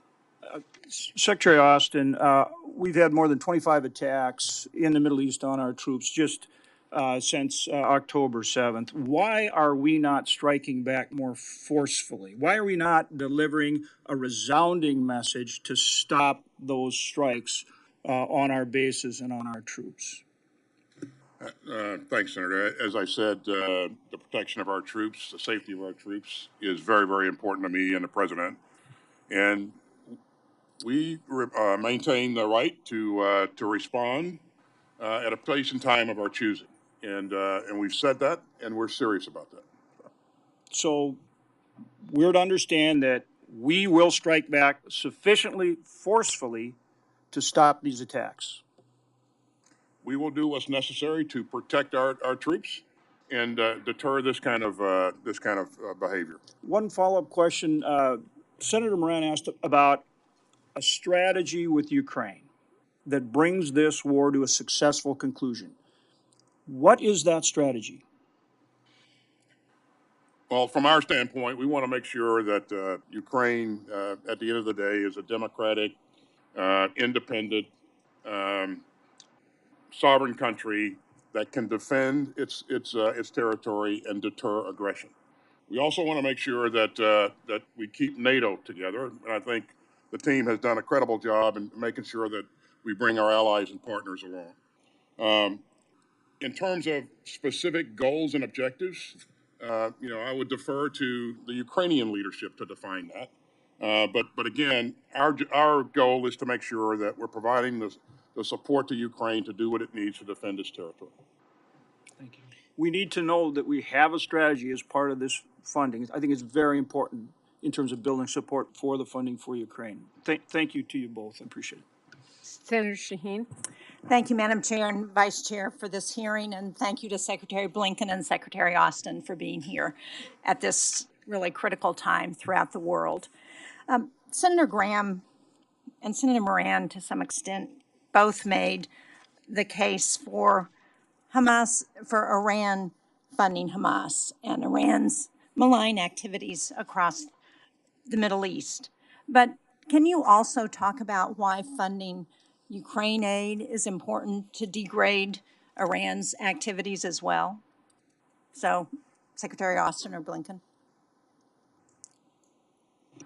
Well, as you know, Senator, we've seen Iran provide munitions and drones to Russia, and Russia's used those capabilities to attack the Ukrainian infrastructure, attack civilians in towns and villages across the land. And so I think, making sure that we're dialing back some of the capability, they're connected, so I think it'll have an impact on what Iran is doing for Russia as well. So. And Senator, I would only add that it's a two-way street. It's both the assistance that Iran is providing to Russia for use in Ukraine to further its aggression, but it's also increasingly technology that Russia is providing to Iran to make its own inventory more sophisticated that could and will almost certainly be used either against Israel or, for that matter, potentially against us, against our forces, against our personnel, either directly or via Iranian proxies that are in the region. So this relationship, this two-way relationship, is one of increasing concern to us, and one that we have to be acting against resolutely in both theaters, because they're closely linked. I agree. I think it's very important for us to remind people that degrading Iran and their capabilities means not just supporting Israel, but it means supporting Ukraine as well. Last week, I chaired a hearing of the European Subcommittee on the Black Sea security. I think one of the things we've learned from this war in Ukraine is how important the Black Sea region is to so much of the world, and the fact that Ukraine actually, literally, Ukraine's grain exports literally feed the world. So can you speak to the interconnectedness between the world's food security and Russia's war against Ukraine, and why that's very important, and what's going to happen if we aren't able to continue to open up those grain corridors and provide the food that so many desperate nations and peoples need? Senator, one of the many terrible consequences of Russia's aggression against Ukraine is the impact that it's had far and wide, well beyond Ukraine, well beyond Europe, on people around the world, no more so than when it comes to food security. We all know that Ukraine has been the, or certainly one of the breadbaskets of the world. Its export of wheat, of grain, of other food products is essential to people in Africa, many other continents, both in terms of the supply of food and also the price of food. And in interrupting, in stopping the export of food and food products from Ukraine, particularly through the Black Sea, Russia's had a devastating impact on food security for people around the world. This never should have been necessary in the first place, the Black Sea Grain Initiative, because Russia never should have invaded Ukraine, and then once it did, it never should have blockaded Ukraine's ports and prevented it from exporting.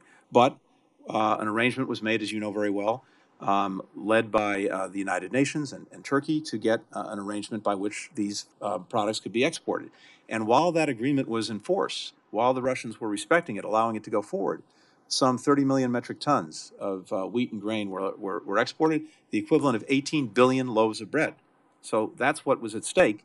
That's what's been now stopped by Russia refusing to allow that initiative to go forward. So we've been working with the Ukrainians, Europeans have been working with the Ukrainians to find other ways of getting these products out of Ukraine and to world markets, but nothing fully substitutes for the Black Sea. It's why you're so right to focus on it. And by the way, last thing I'll say is we have, as a result of a lot of good work that's been done and very good input from you and from others, a refined Black Sea strategy that we're also sharing with our allies and partners. I think this will be an important subject at the next NATO summit that we'll be hosting here in Washington.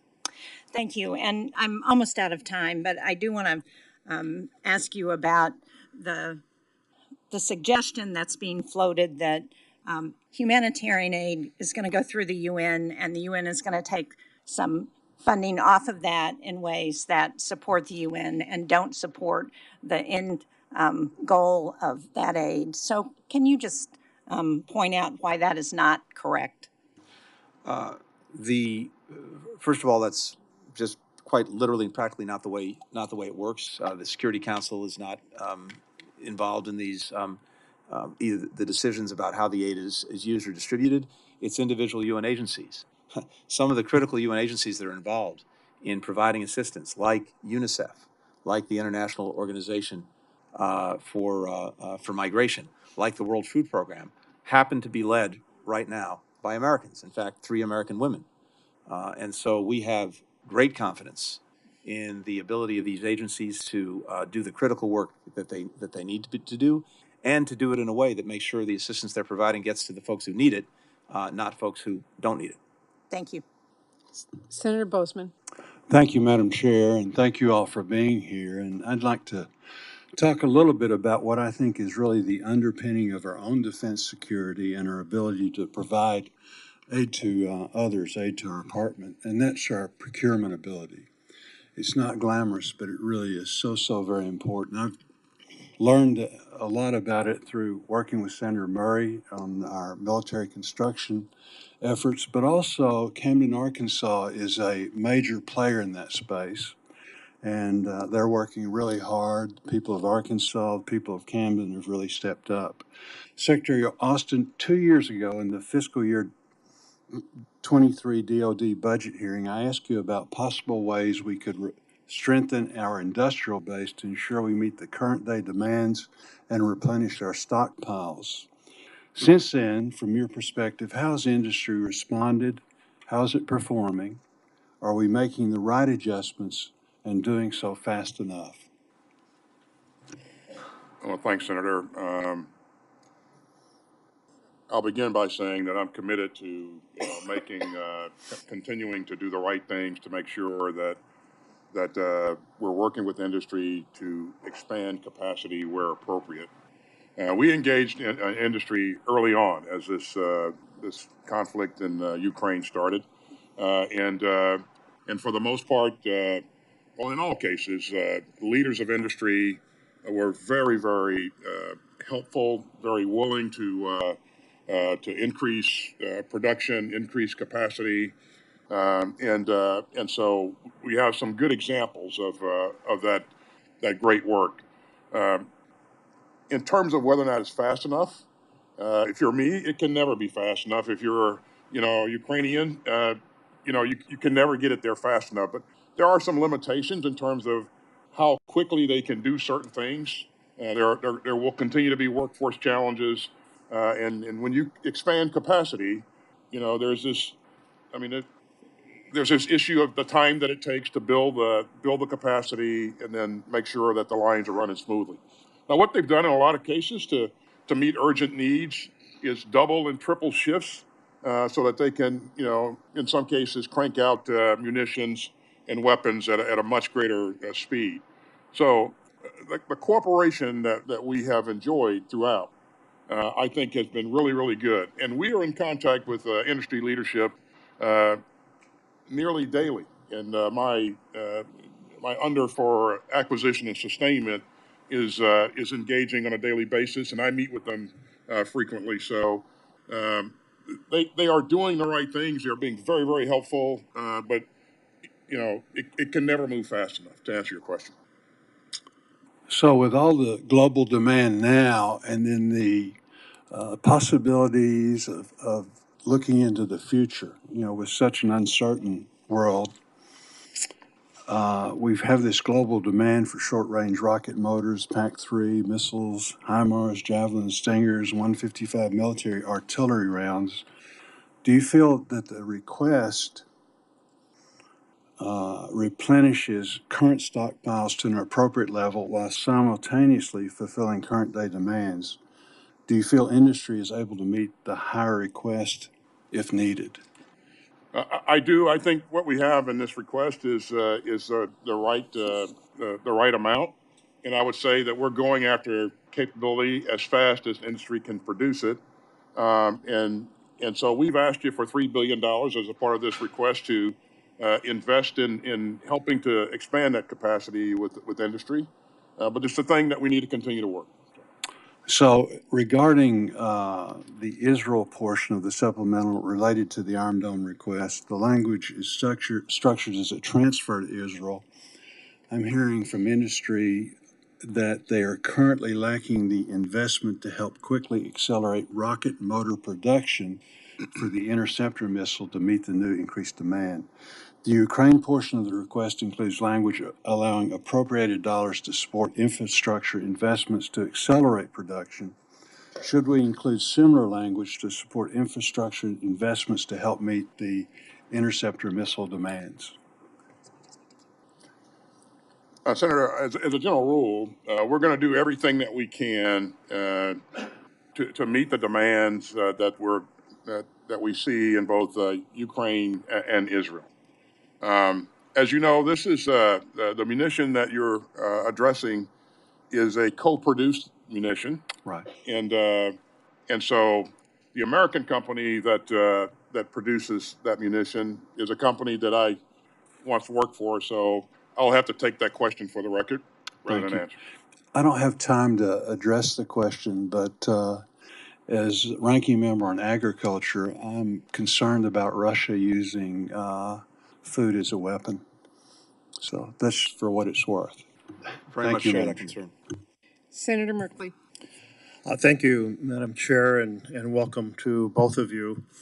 Secretary Blinken, in your testimony, you talked about the worsening humanitarian catastrophe and how the humanitarian challenges are relevant to our deeply held principles that every civilian life is equally worthy of protection and that a failure on humanitarian relief could make conflict more likely to spread. I was heartened to hear that Israel has agreed to facilitate getting 100 trucks a day of aid in. But senior UN and humanitarian agencies, senior personnel both, have said that Rafah crossing is not equipped for that type of logistical operation, and that the place where the 500 trucks before came was primarily through Karim Shalom, which is also on the border with Egypt, but it's set up to facilitate large amounts of trucks getting through. Are we pushing to really for Israel to solve the logistic problems so we can actually get, and 100 trucks really it's 1/5 of what was supplying Gaza before, so that's really just the ultimate minimum, but much more is needed. Are we pushing to have Israel solve those logistical problems quickly to get that humanitarian relief in? Thank you, Senator. We're looking at every means possible to get assistance into Gaza. I think one of the challenges that we have is, while we fully agree that even 100 trucks, and we're still not there, and we want to get there as quickly as possible, is not going to fully meet the needs. There's also an absorptive capacity problem on the Gaza side, given the conflict, given the horrific disruptions that we're seeing. So even if you could get trucks well above 100 going in, you need to have on the receiving end, the capacity to actually both take and distribute that assistance. That's also lacking. So we've got to work on that too. Right, that too. But are we pushing I'm just looking for yes or no to use the additional logistical capacity that is at Karam Shalom? Right now, our focus is on maximizing what we can do through Rafah, but even as we're doing that, we'll look at other ways to get assistance in. Thank you. I'm very concerned on the testimony of other experts that that's going to be very hard, and the moment is like right now, hunger rising, thirst rising, the potential for disease and conversations with the Red Cross and others huge because of the contaminated water, possibility of cholera, et cetera. I want to turn to an article by Thomas Friedman on October 19th. He said if Israel rushes headlong into Gaza to destroy Hamas and does so without expressing a commitment to seek a two-state solution with the Palestinian Authority and end Jewish settlements deep in the West Bank, will be marking a grave mistake that will be devastating for Israeli interests and for American interests. And he notes that the impacts include fanning the flames on the West Bank, a risk of a broader war with Hezbollah in Lebanon, eliminating the possibility of any coalition governing Gaza after all this passes, including whether it's Palestinian, Arab League, UN, NATO, so forth, and destroying the probability of normalization between Israel and Saudi Arabia. That's quite a set of American interests. Do you share Thomas Friedman's concern that without a vision of a two-state solution to address the prosperity and thriving and Palestinian aspirations, that we're locked into hostilities that will haunt us forever? It's been the policy of this administration from day one to support and try to put in place the conditions to actually get to a two-state solution. We believe that is the only way to truly ensure Israel's security as a Jewish and democratic state and to give Palestinians the state to which they're entitled. So we believe that that's essential. At the same time, we've been working very hard to both deepen and expand the process of normalization between Israel and its neighbors, both far and wide. And these things Thank you. I want not to only slip in are... one more question. I support the two-state solution, but I think Please, go ahead. the facts on the ground are making it more and more difficult, and I agree with Friedman's analysis that policy has to change around settlements in order for that to be a possibility. I want to close with a question related to getting the Americans out, the families who are there. I have an Oregon family. They relayed to me how they'd 3 times gotten a text message, email saying, drop everything, go to the Rafah crossing. They waited until dark each time. Nothing happened. They weren't interfered with by Hamas, just the gate never opened. NBC has reported on another family in Massachusetts, the Medway family, very almost parallel experience. Why can't, with the trucks coming in, why can't at the same time we get those families, those American families who are lined up at the gate, having received notices from the United States to do so, why can't we get them out that gate? Senator, as I mentioned earlier, this is something we're working on every single day. We want to get our fellow citizens out, and we're trying to find the way to do that. To date, the impediment has been Hamas, and I regret very much that we've had occasions where we thought that we would be able to move forward, which is one of the reasons we were in contact with people and suggested that they get in place to do that, only to find that the necessary procedures that had to be put in place to actually make that work couldn't go forward, and Hamas has been the impediment to that. We continue to work on it. We're working on it with Egypt. We're working on it with Israel. We're looking for ways to get people out. But because Hamas controls what goes on, for the most part, inside of Gaza, unless it agrees, then it's going to be very difficult to get that done. Thank you. Thank you. Senator Moore Capito. Thank you. Thank you both for being here today. I think is a very important hearing. I want to thank the chair and vice chair for the hearing. I remain an adamant supporter of our allies in Israel and believe that we should continue to back Ukraine against Russian aggression. You both made that point very clear. But I do believe that you've also made clear the point and emphasized how intertwined Ukraine and Israel are important to our own national security. But in your own statement, Secretary Blinken, in your statement, you mentioned one little throwaway line here when you say that includes addressing the hemispheric challenge of irregular migration. I am assuming you're talking about our southern border here. As has been reiterated, 269,000 last month, over 200 on the terror watch list. Americans are right to be extremely concerned about what's happening here and how it's intertwined with everything that's happening globally. And we can't lose sight of what we see. I am sure you, particularly Secretary Blinken, when you see the news of the anti-Semitic rallies that are occurring in our own country and across the globe, it's something I didn't think we would ever see in our lifetime. And it's earth-shattering. So will you please make a better case of why our own homeland security here, including our southern border, is figuring into the equations that you've brought us here today to talk about. Thank you very much, Senator, and I appreciate as well your reference to the, as you said, almost unimaginable instances of anti-Semitism that we've seen, as well, by the way, as expressions of Islamophobia and other bigotry that unfortunately, horrifically surfaces, particularly in times like these. With regard to migration, as I mentioned earlier, we have a genuinely historic challenge. We have a historic challenge in our own hemisphere with nearly 25 million people on the move. What we're working to do from the perspective of the State Department is to work closely with other countries to get them to assume their share of responsibility in dealing with this migration. And that means, and With it's all in the due budget. respect, it's not working.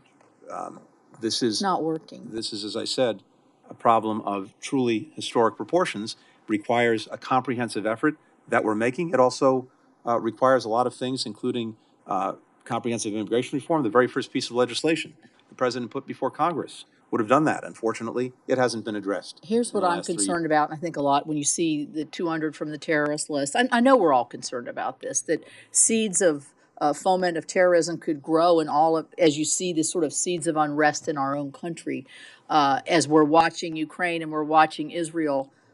We don't want to take the eye off the ball of what's actually happening here, and I'm sure that nobody here wants to see that. I am concerned. I would like to go to another question for Secretary Austin, much like my fellow senator from Arkansas. We do manufacture a lot of the munitions at Allegheny Ballistics Laboratory in West Virginia, where we have over 1,600 people working there. And this supplemental does help build up that industrial base and industrial production at that facility and other facilities across the country. I guess when we see where we are now, would you say that we've learned a lot about our munition requirements because of what's happened in Ukraine? Or would you say that these were issues that had been, I guess, focused on at the Department of Defense, but we hadn't really realized where we were until we have to replenish everything that we've given away or sold and to be able to get our own capacity up to where we want it to be?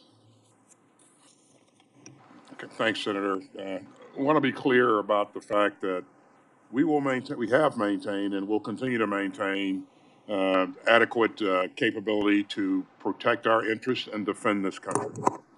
And so, as we have drawn down some of our stocks to provide capability to others, it's important to replenish that so that we continue to maintain agility and depth so that we can respond to crisis like we've seen.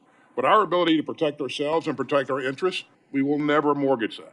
And we go through a process every week as we receive requests for assistance, and we measure what's being requested against what's required for our defense, and we make the right calls. In Ukraine's case, there are some 50 countries, as you know, that are working with us to provide security assistance. Israel, their fight's a different fight, and their requirements are a bit different, and so, they're using different types of things. So we're able to meet both requirements, and so again, there is an urgent need to get the supplemental so that we can continue to do the things that you mentioned in terms of replenishing those stocks that give us that flexibility going forward. Thank you. Senator Coons. Thank you, Vice Chair Collins, and I'll thank the chair in your absence and our two important witnesses today. Thank you for your timely and critical leadership in this hinge point in our role in the world and in human history. It is critical that we meet this moment and provide the full supplemental request presented to Congress by our president.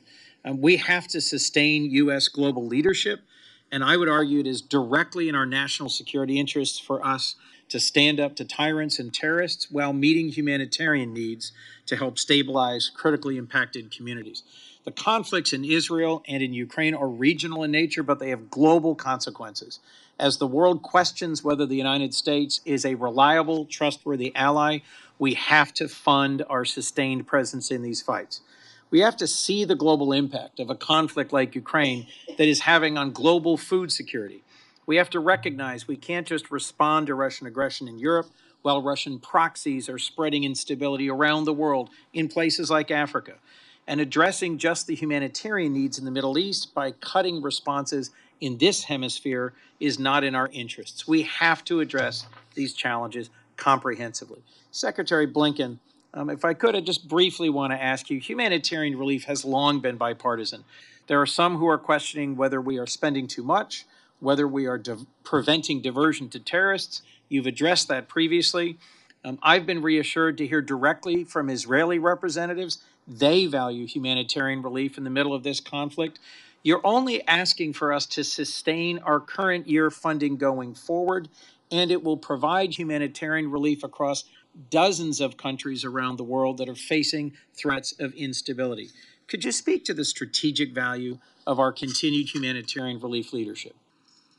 Thank you very much, Senator, and I appreciate the fact you've underscored that what we're looking at is to sustain what we've already been doing, and also making the point that yes, this would be vital for Ukraine. It would be vital for people in Gaza, but also this would cover situations that we have to address in Sudan, in Afghanistan, Nagorno-Karabakh, and other places. And I think again, there are two things that are at stake here. One is, and I always lead with this because I think this really is who we are, is the imperative that America continue to be seen as the country that stands with those who desperately need assistance at the most critical time.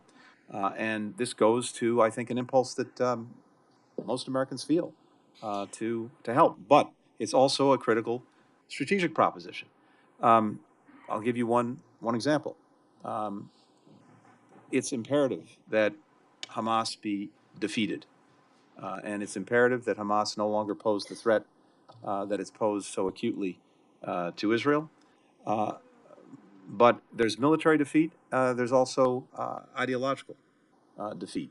You can't kill an idea, no matter how perverted and distorted it is. You have to be able to offer a better alternative to people who are in desperate straits. Our ability, our willingness to be leading the effort to help them deal with the acute challenges they face in their lives, as well as offering a genuine vision for how life can be better, is a vital strategic interest of ours. Another key piece of this support package, if I might, Mr. Secretary, is the non-lethal support to Ukraine. That's right. We are providing a significant amount, although our European partners are providing dramatically more. We're not just sending weapons, we're sustaining Ukraine's ability to have a robust economy and government. How critical to Ukraine's sustained war effort and to Ukraine's independence is this ongoing non-lethal budget support? I'd be interested in hearing a brief response from both witnesses. It's essential. It is essential to Ukraine's success, and here's why. Russia's doing two things. It's trying to go at Ukraine on the battlefield, and as you've heard the Secretary say, Ukraine's had remarkable success, again, thanks to so much support from Congress over the last year and a half in getting back 50% of the territory seized from it. And of course, there's an ongoing intense battle now in the east and the south. But Russia's also going at what it sees as the soft underbelly of Ukraine, and that is its electric grids, its ability to produce and export food, its basic infrastructure. This is another way by which basically Putin hopes to sap the will and defeat Ukraine. The assistance that we're providing to make sure that it can secure and provide energy for its own people, that it can sustain its agricultural system, that it can sustain its economy and grow its economy to the point where it's got a rising tax base, it can pay increasingly for its own defense and deterrence. Those are absolutely essential to making sure that it succeeds in this war effort. I'll summarize, if I might.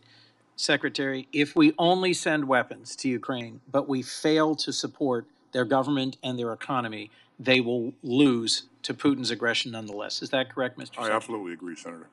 Closing quick point, there's $2 billion in this request for support for the Treasury Department to work with the IMF and the World Bank. It would unlock $50 billion in support.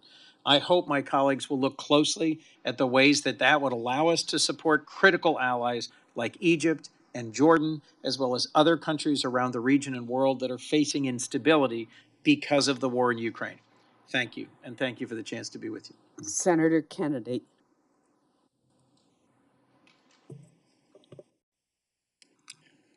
Secretary Austin, is it not true that the world is on fire in Ukraine, the world is on fire in the Middle East, and that there are embers smoldering in the Indo-Pacific? I would say that clearly there are challenges in both the places that you mentioned. And of course, in the Indo-Pacific, we see a China that's increasingly aggressive. Do you disagree with my statement? That the world is on fire? I would describe it a bit differently. I agree with your premise that it's as challenging as we've seen. Is it not true? Sorry to cut you off, but we only have limited time. Is it not true that China, Russia, and Iran have worked between and among themselves to either start those fires, encourage those fires, or create those embers?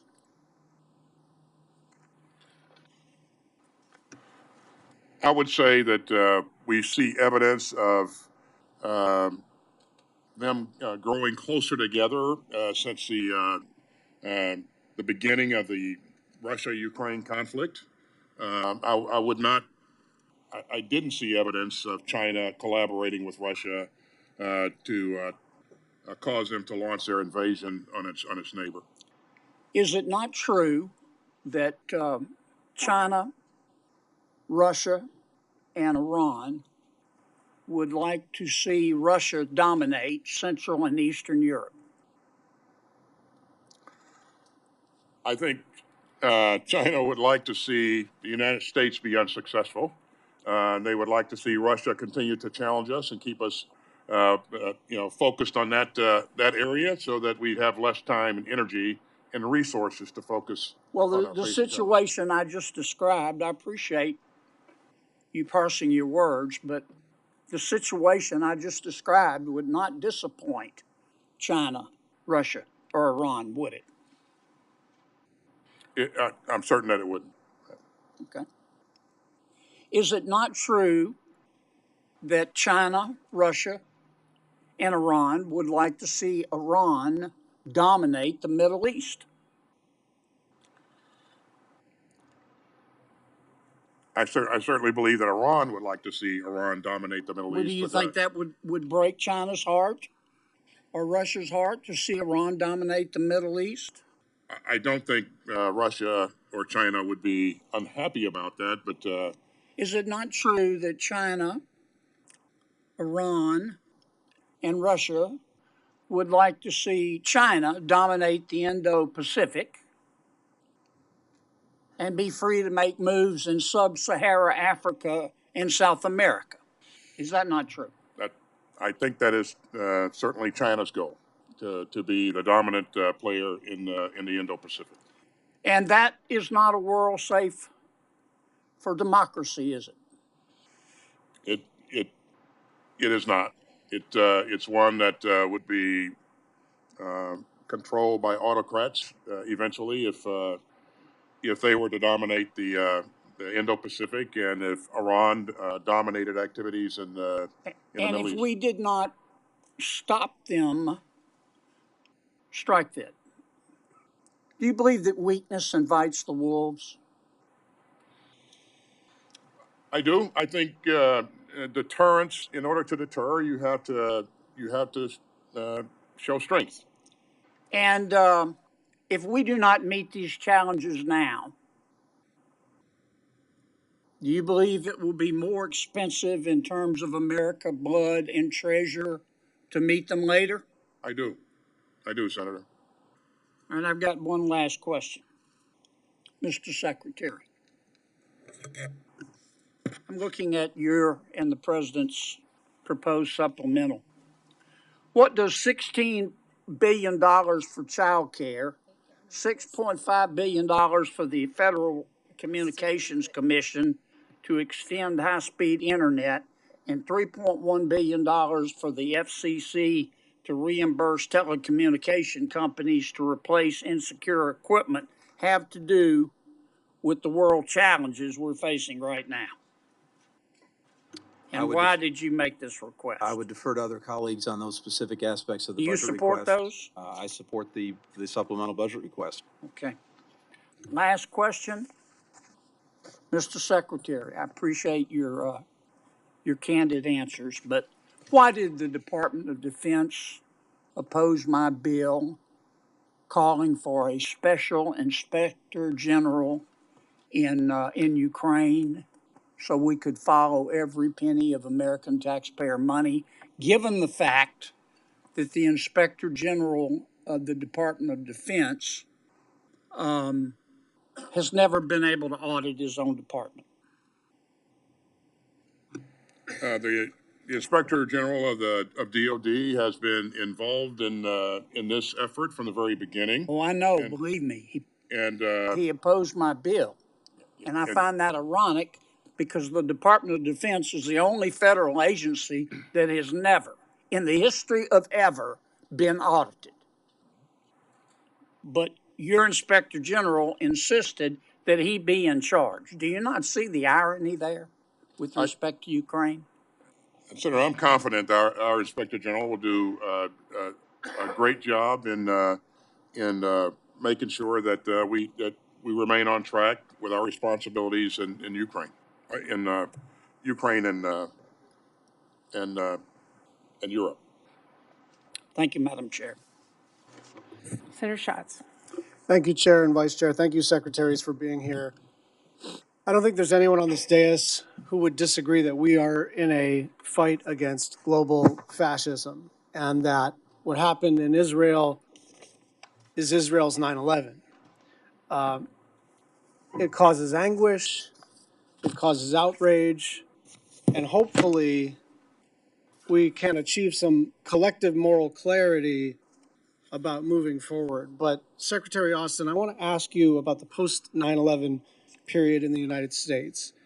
It seems to me that that collective anguish and outrage and moral clarity converted itself into some bad strategic decisions that we are still dealing with in the region.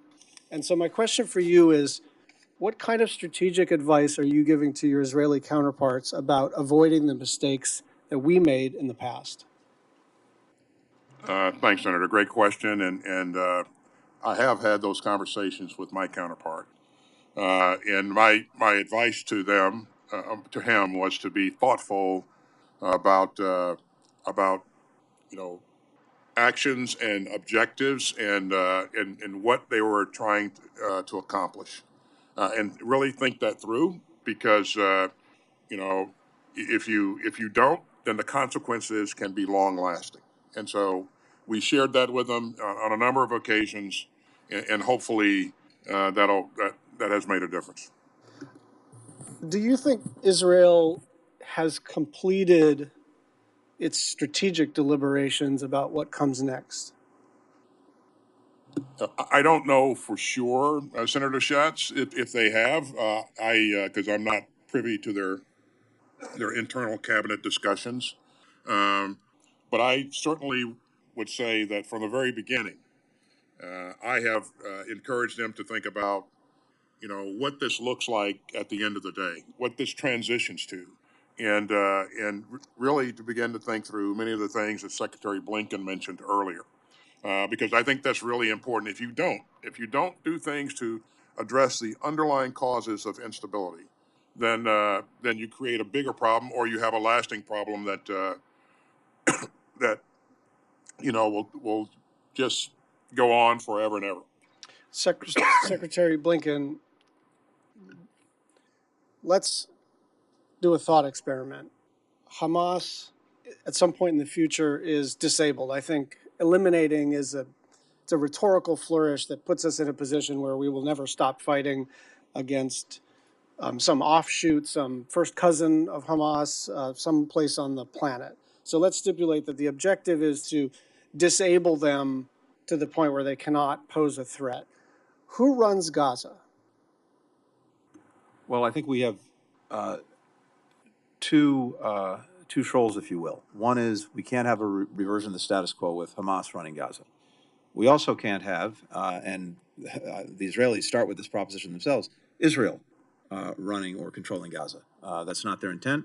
It's what they want to do, and it's not something that would be supported. So, in between those shoals are a variety of possible permutations that we're looking at very closely now, as are other countries.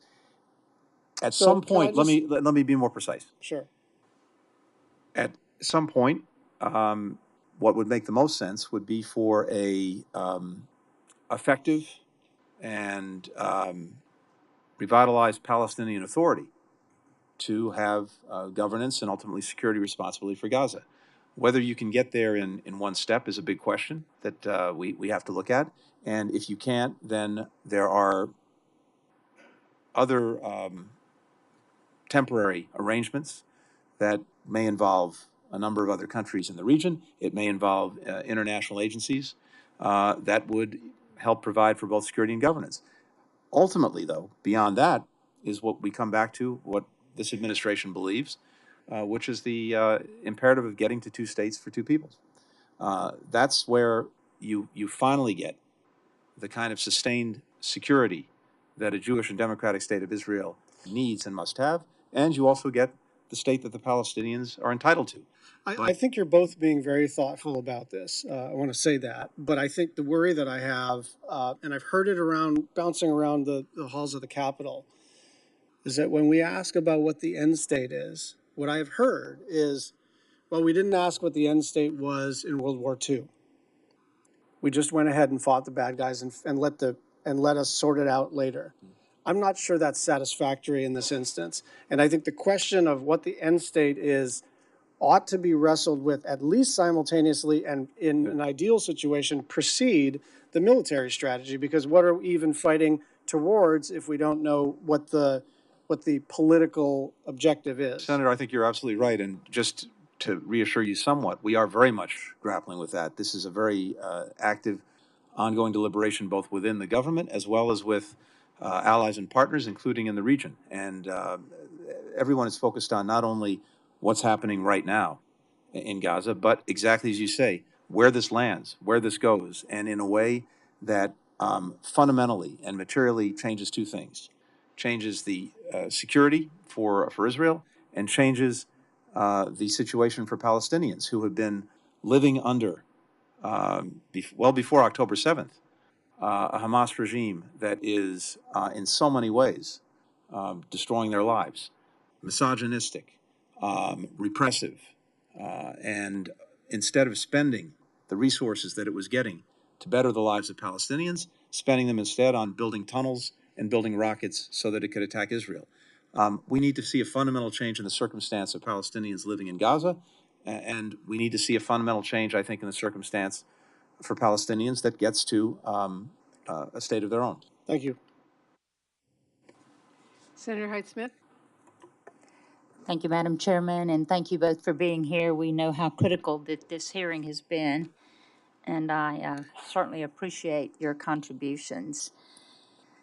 Iran has a long and well-documented history of being the primary funder of Hamas. Iran has supplied Hamas with the funds, arms, missiles, drones, and other equipment, as well as training and technical expertise. I find it extremely hard to believe that Hamas would have carried out its brutal attack on Israel without Iran's knowledge.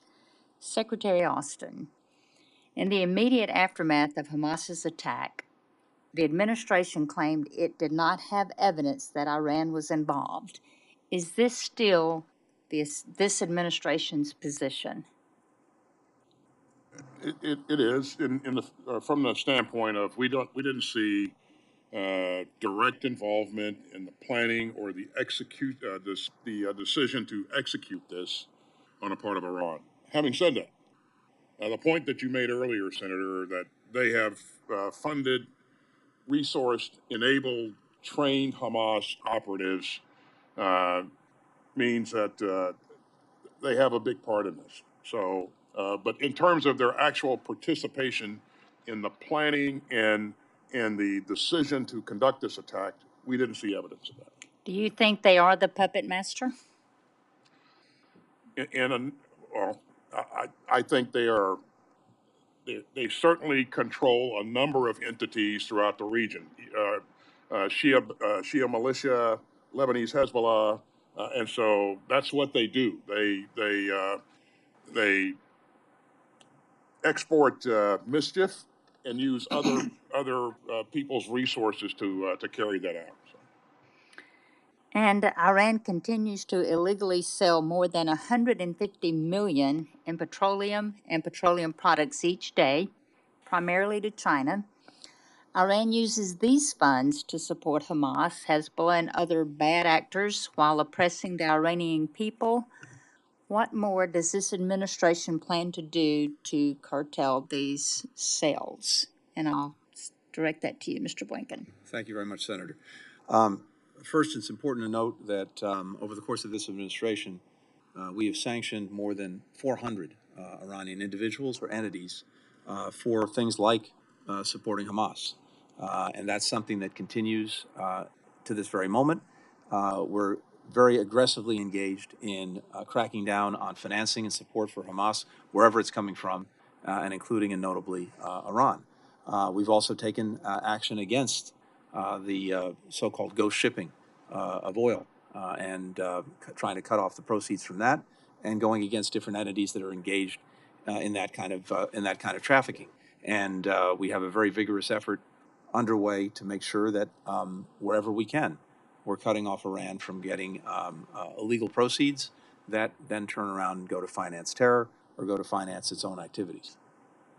And continuing with you, following the Hamas attack, the administration stated that it froze the $6 billion in funds that were cleared for release to Iran in order to secure the release of Americans held hostage by Iran. Is this freeze permanent, and what mechanism is the United States using to freeze these funds? So let's be very clear about this, because it's important. I'm afraid that some people have been misinformed, and others may be misinforming about the $6 billion. These are funds that accrued from the sale of Iranian oil over many years to an account in South Korea that was established by the previous administration. The proceeds were to be used under our laws and under our sanctions for humanitarian purposes. Those have never been prohibited by our sanctions against Iran. And indeed, the previous administration set up a mechanism to enable any oil proceeds that Iran was getting to be channeled to accounts where they could be controlled and only used for humanitarian purposes. The money in that South Korean account that accrued from the sale of these proceeds, for technical reasons related to Korean banks, was unable to be used, even though it lawfully could be. So it was moved to an account in Qatar where it could be used for humanitarian purposes, just as the previous administration established another account in another country for these very purposes. The money never goes and would never go to Iran. It can only be used for authorized transactions overseen by our Treasury Department, and only for things like food, medicine, and other authorized humanitarian purposes. To date, not a single dollar has been expended from that account. There are currently no plans to expend a single dollar from that account, and in any event, that money never touches Iran directly. Thank you. Senator Baldwin. Thank you, Madam Chair, and thank you, Secretary Blinken and Secretary Austin, for your service always, but especially at this moment. You've both commented through your opening statements and through questions about the interconnectedness of the elements of this supplemental package. Support for Israel in its fight against Hamas, support for Ukraine in its efforts to repel Putin's invasion, support for humanitarian aid for displaced civilians and those caught in the crossfire, a focus on our manufacturing sector and its workforce needs to ramp up production, among many other elements that this package has. You've also both answered questions about the urgency of congressional action, especially given the fact that House Republicans dropped funding for Ukraine from the current continuing resolution that is keeping government running here in the United States. So against this backdrop, I was really taken aback to see calls in the House for dismantling this package and taking it up perhaps only one or two elements of the package. So in terms of urgency, President Zelensky told us, as Senator Durbin mentioned, when we met with him back in September, that without our help, Putin will prevail. And then again, that was followed by a pause in assistance during the current CR. So I just want to ask you, Secretary Austin, to tell this panel in no uncertain terms how urgent it is for us to pass this package in its entirety with respect to keeping Ukraine in this fight. Thanks, Senator. I think it's absolutely urgent. As you may have heard me say at the very top, they are in a fight. This is not a notional thing. They're fighting to protect their sovereign territory. They're fighting for their existence. And our help has enabled them to do what they've done to date, and they've made credible progress. They have impressed the world with their bravery, with their professionalism, with their determination, and so their goal is to take back as much of their sovereign territory as possible. And I think we need to provide them the ability to continue to do that, and we need to do that urgently. Thank you. Secretary Blinken, I participated in the same briefing that Senator Merkley referenced earlier with the UN Relief and Works Agency, getting an update on the humanitarian situation in Gaza for those displaced and literally in the crossfire. Among the things we were hearing were just an assessment of what's happening in the hospital, the lack of medical supplies, anesthesia, things like that, and the dwindling, if any, remains in sort of food stocks and storage. You've talked about our efforts to support increasing the number of supply trucks that are able to get in. But again, your own reflections that prior to October 7th and the terrorist attack on Israel, there were 500 to 800 trucks going in a day, and now we're at 50 to 60. How will this humanitarian aid package assist in our leadership in increasing that, and how urgent is it that we pass that part of the entire package? Thank you very much, Senator. Look, from my perspective and our perspective, it's beyond urgent, precisely for the reasons that you cite. And we are trying to ramp up now to 100 trucks, and my hope is that will happen this week. And as you pointed out, as I pointed out earlier, that's still well less than what was happening before October 7th. But as I also mentioned, on the Gaza side, even if we could get 500 or 600 trucks, we've got an absorptive capacity challenge in terms of the ability of folks on the ground in Gaza to actually receive the assistance, to distribute it, to use it effectively. So that also needs to be ramped up in the middle of a conflict. We're working on both ends to make that happen. Mr. Secretary, I don't want to interrupt you, but I've been informed that you need to leave at 12:30. We have several senators here who've not had an opportunity to speak. I want to make sure we keep everybody's time to 5 minutes so they have that opportunity. In any event, yes, it is very urgent. Thank you. Senator Haggerty. Thank you, Madam Chair, and welcome both secretaries. Secretary Blinken, I'd like to start with you. I sent a letter last week to both yourself and to Administrator Powell asking for specific details on the funding that's gone into Gaza, the foreign assistance funding, U.S. taxpayer dollar foreign assistance funding that's gone into Gaza, the recipients and the sub-recipients of that funding. Are you in a position to give me complete answers today to that? Thank you, Senator. Yes, we've got the letter. We're working on it. You asked important and very detailed questions. we need some time to make sure that we're giving you the most robust and accurate answers possible. So, in short, we will get that back to you. At a high level, can you tell me the amount of funding overall under your watch that's gone into Gaza?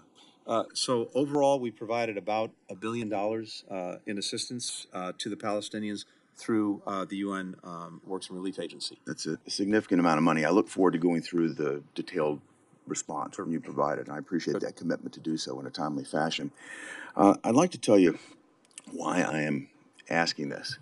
I want to make certain that you can guarantee that not one dime of U.S. taxpayer funding is going to, the funding that's going to Gaza is going to benefit Hamas and their terrorist activities. Yeah. Has that happened? And I think the question I'd like to ask is, can you guarantee us that no taxpayer money, no U.S. taxpayer money, went to fund the attack that Hamas delivered in Israel on October the 7th? So we have, and we've had from day one, and we'll obviously get back to you in response to this letter, a robust monitoring, inspection, verification system for the assistance that goes to any international organization, and including. Can you guarantee, though, that U.S. taxpayer dollars didn't go to Hamas to help fund this attack on October the 7th? So everything that we're doing in terms of making sure that the assistance is used for purposes for which it's designated, not for other purposes. As I said, we have a robust system in place. Can I share my concern, Mr. Secretary, to be more specific about this? In May of 2021, I traveled to Israel after the 11-day war. I met with Prime Minister Netanyahu with his national security advisor. They briefed me and my team on the fact that every humanitarian aid dollar, every foreign aid dollar that goes into Gaza is controlled by Hamas. They either direct it, they tax it, or they divert it. They even take pipes intended for the water system for civilians and turn those into rockets that are aimed at Israel. We've seen Hamas's own videos demonstrating this. So I'm going to come back and ask you, can you guarantee that U.S. taxpayer dollars weren't used in October 7th attack? What I guarantee is that we take every possible precaution to ensure that these resources are not diverted. Second, let me come at it another way then, Mr. Secretary, because your own State Department has made an internal assessment on this. Madam Chair, I'd like to submit for the record a set of internal State Department emails from 2021 that were obtained via FOIA. And Without Secretary objection. Blinken, I'd like to specifically read from part of that. The assessment of your own State Department in 2021 is that, quote, due to Hamas's overall strength and level of control over Gaza, there is a high risk that Hamas could potentially derive indirect, unintentional benefit from U.S. assistance to Gaza. Secretary Blinken, do you agree with this assessment? I do. And here's the challenge that we face, Senator. We have in Gaza somewhere over 2 million people, the overwhelming majority of which, virtually everyone, not a member of Hamas, and indeed increasingly disgusted. I understand. I'm talking about Hamas's control over the funds, not the citizenship there. And with respect to their control of the funds, can you guarantee that the U.S. isn't funding both sides of this war, Mr. Secretary? It is important that the one agency that has the ability to operate either directly or through agencies that it works with, and that we have robust controls in place to ensure that the money. Let me come back to this because I need to reclaim my time. I'm losing it. Israel has said that Hamas is diverting foreign aid. Hamas has even demonstrated that with their own videos. Your own department has warned about the high risk. And I've yet to see, but I hope to, that where the actual funds flow is coming to Hamas from our government to Gaza. But I'm deeply concerned here, and we need to be convinced that we're not funding both sides of this war, that U.S. taxpayers aren't put in a position of funding a vicious cycle. And I think this department, I think your department needs to confirm that with this committee. We need that level of detail so that as we appropriate a massive request for funding, we can assess the risk ourselves, Mr. Secretary. And Senator, we'll work with you on that, and we'll get you the information. I want to respond as robustly as we can to your letter. I also want to make sure that we are doing everything we possibly can for the 1 million children in Gaza who desperately need. I hear you. Food, I just don't want to see the U.S. taxpayer support. funding both sides of this war Mr. in Israel. Secretary, and I hate to interrupt, and I know you will respond to that, but we want to make sure we get to all the senators that are here. Senator Murphy. Thank you, Madam Chair. Secretary Blinken, Secretary Austin, we know you've been working around the clock to protect our friends in Israel and Ukraine. Thank you for your work. Thanks for being here. Secretary Blinken, I want to thank you At the outset, you described in really horrific detail what happened on October 7th. I think it's important that we be absolutely clear the nature of this brutal terrorist attack. And I share with you the real worry that in this country and around the world, the memory of October 7th, just a few weeks in our rearview mirror, has disappeared. It's incredibly important for us to remind the world about how our nation was changed after September 11th and how Israel has been changed as well by this and how we have an obligation to stand up for them. Secretary Austin, I wanted to talk to you, as Senator Schatz did, about the lessons that we've learned in our counterterrorism operations. I note a story from this weekend in the Washington Post entitled U.S. Urges Israel Against Gaza Ground Invasion Pushes Surgical Campaign. And I don't want to ask you about the confidential communications you've had with your Israeli counterparts. But one of the lessons that we've learned in our counterterrorism operations is that not done well, you can end up creating more terrorists than you kill. In particular, when you are careless about civilian casualties, those civilian casualties become terrorist fuel. They become bulletin board recruiting material for terrorist groups. And so there's a moral imperative to reduce civilian casualties, but there is also a strategic imperative. And so I want to ask you whether you have a worry that the nature of the Israeli ground operation and the number of civilians that have been killed and will be killed could end up strengthening Hamas or other affiliated anti-Israel terrorist groups in the long run.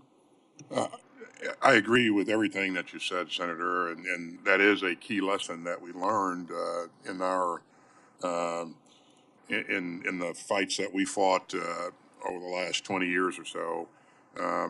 The things that you do on the battlefield could, if you're not thoughtful about them, they could create a resistance to your effort that lasts for generations. And so there is an operational and strategic imperative to make sure that we're doing the right things as we outline our objectives and prescribe our techniques about how we're going to go about this. So we've had those conversations for exactly the right the reasons that you mentioned. Secretary Austin, turning to Ukraine, I think the reason why many of us are so worried about splitting Ukraine aid and Israel aid is because there is an urgency, a real urgency in Ukraine right now. And we know that this place has trouble doing one difficult thing, never mind splitting it into two or three. I know that we're careful about talking about the urgency because we don't want to cause panic or damage morale in Ukraine. But I do think we have to be honest with the American people and with this Senate about the consequences of not funding Ukraine. Admiral Rob Bauer of the Netherlands, who you know well, said that the bottom of the barrel is now visible. And so I just want to ask you a pointed question about ammunition. We are really getting to a point very soon where there are not bullets in the guns. And we need to be serious with our colleagues about the consequences for the rank and file soldiers in Ukraine if we don't get this assistance soon. The need is dire, isn't it? It absolutely is, Senator. And again, this funds artillery munitions, small arm munitions, you name it, and they desperately need a constant supply of warfighting capability in order to be successful. You know, we would like to see them continue their operations through the winter. I think that's an imperative. They can't do that if we've caused them to pause because there's a pause in the security assistance that we provide. 30 seconds, Secretary Blinken, fuel into Gaza. Do we have a process to deliver fuel into Gaza that assures that it doesn't get diverted to Hamas? We're working urgently on that. I'll say two things very quickly about it. First, Hamas has its own stockpile of fuel. If it cared a whit about the people of Gaza, it would make sure itself that it used that fuel to have the hospitals be able to operate, have the incubators stay turned on, et cetera. But of course it doesn't. And we have an obligation to do everything we can, if Hamas is not going to do it, to look out for people in Gaza. So we are working on a mechanism that can get fuel to where it's needed, particularly Mr. hospitals, Secretary, bakeries, Mr. desalination plants, Secretary, so I'm that going to have to people can. interrupt you because, again, Yep, you thank you. have informed us you need to leave, and I want to make sure as many senators as possible have time. Senator Britt. Thank you so much, Madam Chairman. I'd like to start by telling you and the Vice Chair how much we appreciate you holding this hearing. It is critically important that we have the opportunity to ask tough questions, to get answers for the American people, and to do our job. You allowing us to be here today will certainly make great strides towards that. Thank you both for being here before this committee. Before we start in on talking about some of the topics that we're here to talk about today, I want to make sure that we make a point on our border. So the National Defense Strategy of our nation promises that first we will defend our homeland. In order to do that, we must secure our border. When we are talking about the number of people here and the number of countries, Secretary Blinken, I'd like to add to the countries that you just said. We have people from Iran, people from Syria, people from Yemen, people from Jordan, people from Lebanon. We know the foothold that Iran has in so many of these nations. Now, these are the people that we have encountered at the border. There exists a problem that we have 1.7 million gotaways into this nation where we don't know who they are, where they're going, or what their intentions are. As we see anti-Semitic behavior rise not only across the oceans, but here in this nation, we must do every single thing that we can to keep our homeland safe, and that starts with securing our border. When we look at what's happening in Israel and the atrocities, I want to thank both of you for going and putting boots on the ground immediately, telling our friends and greatest ally in the Middle East, Israel, that we stand shoulder to shoulder with them, particularly in the face of these barbaric atrocities that occurred on October 7th. Secretary Blinken, thank you for what you just said, talking about what actually happened. I hope that every media outlet plays what you testified to earlier, and that is that we have seen men with their eyeballs gouged out. We saw children watch their parents be executed. We saw families at their breakfast table be tortured and murdered. This must stop. And in order for people in Israel to be able to tuck their children in at night, and people across this globe, we must eradicate Hamas. In doing so, we've got to take the threat of Iran seriously and what they've been doing across the globe, what they've been funding, who they have been training. You said earlier, Secretary Blinken, you agreed with Senator Graham that the normalization efforts with Saudi and Israel, that was one of the links in the chain that led us to where we are today. My question for you is, do you agree that the strategy of what I would call appeasement from this administration that occurred starting with the Obama administration now to here when it's easing off of sanctions, even offering to enter back into talks about the JCPOA, that type of behavior also contributed to where we are today? Oops. Thank you, Senator. It won't surprise you that I wouldn't agree with that statement, even though I agree with pretty much everything you said right up to that statement. And again, I just point out that when it comes to Iran, two things very quickly. One, go ahead. And I know I have a limited time. Very quickly, we've been engaged in going at Iran for its support in a whole variety of ways for malicious activities throughout the region, including support for terrorism, including destabilization. That's involved, as I said, sanctioning more than 400 Iranian entities and individuals over the last 2.5 years. And not to cut you off, but I know that she's going to cut me off. So, in order to actually do this, we have to go back to a strategy of maximum pressure. I hope you'll work with your other countries here in G7 to actually do that. Can you commit today that this administration will not resume talks to enter in with Iran to enter the JCPOA? Well, I'm not going to get into hypotheticals about our diplomacy. I can simply say that it was a big mistake to walk away from the JCPOA, because at least it took one problem off the table, which was Iran's nuclear program. Unfortunately, since we've moved out, Iran has turned that back on. And so that just adds to the threat that Iran poses. Obviously, we're going to disagree on that. One problem was a positive. So we have one more minute. Secretary Austin, when we're looking at what is happening across the Middle East there, particularly with attacks on our troops, do you believe that Iran understands? We more recently heard this administration say that there is a red line. Do you believe that Iran understands what that red line is? Senator Britt, we've been clear that the protection of our troops is important, and we will do what's necessary to protect them. And this activity has to change. If it doesn't change, we will respond, and again, we'll respond at a time At a and place time of of our choosing. choosing, yes. And I just want to make sure that have we been clear with Iran what that red line is? Do they understand that? We have been clear about what I just said, Senator Britt. Thank Thank you. you. Senator Manchin. Thank you very much, Madam Chairman, and thanks both of you all. It's been very enlightening and it's been very interesting in hearing you all's approach on this. First of all, we know that Ukraine can't succeed without U.S. support. Can Israel succeed without U.S. support? Just yes or no very quickly on that. Either one. That's correct. My assessment is that if the United States does not continue to support Ukraine, they will not succeed. Right, but can Israel without our support? That's right. Can Israel make it without our support? I think no. I think we have to continue to support them as they try to. I'm just asking you questions that people are asking me. So they're saying, well, we've been giving $3 billion, and Israel's very advanced. Ukraine was not. We had to bring them up to speed to be able to fight their fight, and we're committed there.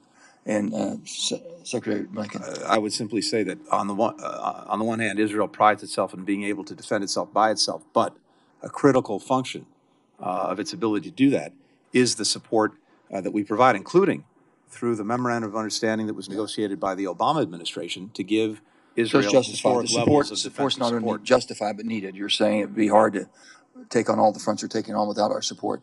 Next of all, it brings me to the munitions. I know it's been asked about what we can produce. Is the United States running a risk maybe not having enough to defend ourselves if we're pulled into any of these battles because of what we're basically producing? Are we producing enough here with the trusted allies and ourselves, producing enough ammunition to defend our own homeland and help our allies too? Thanks, Senator. The first order of business for us is to make sure that we have the capability required to defend our nation and protect our interests. Okay. And then above and beyond that, you think we're producing enough? We're ramping up. Yes. I know we're trying to. Yes, we are ramping up, but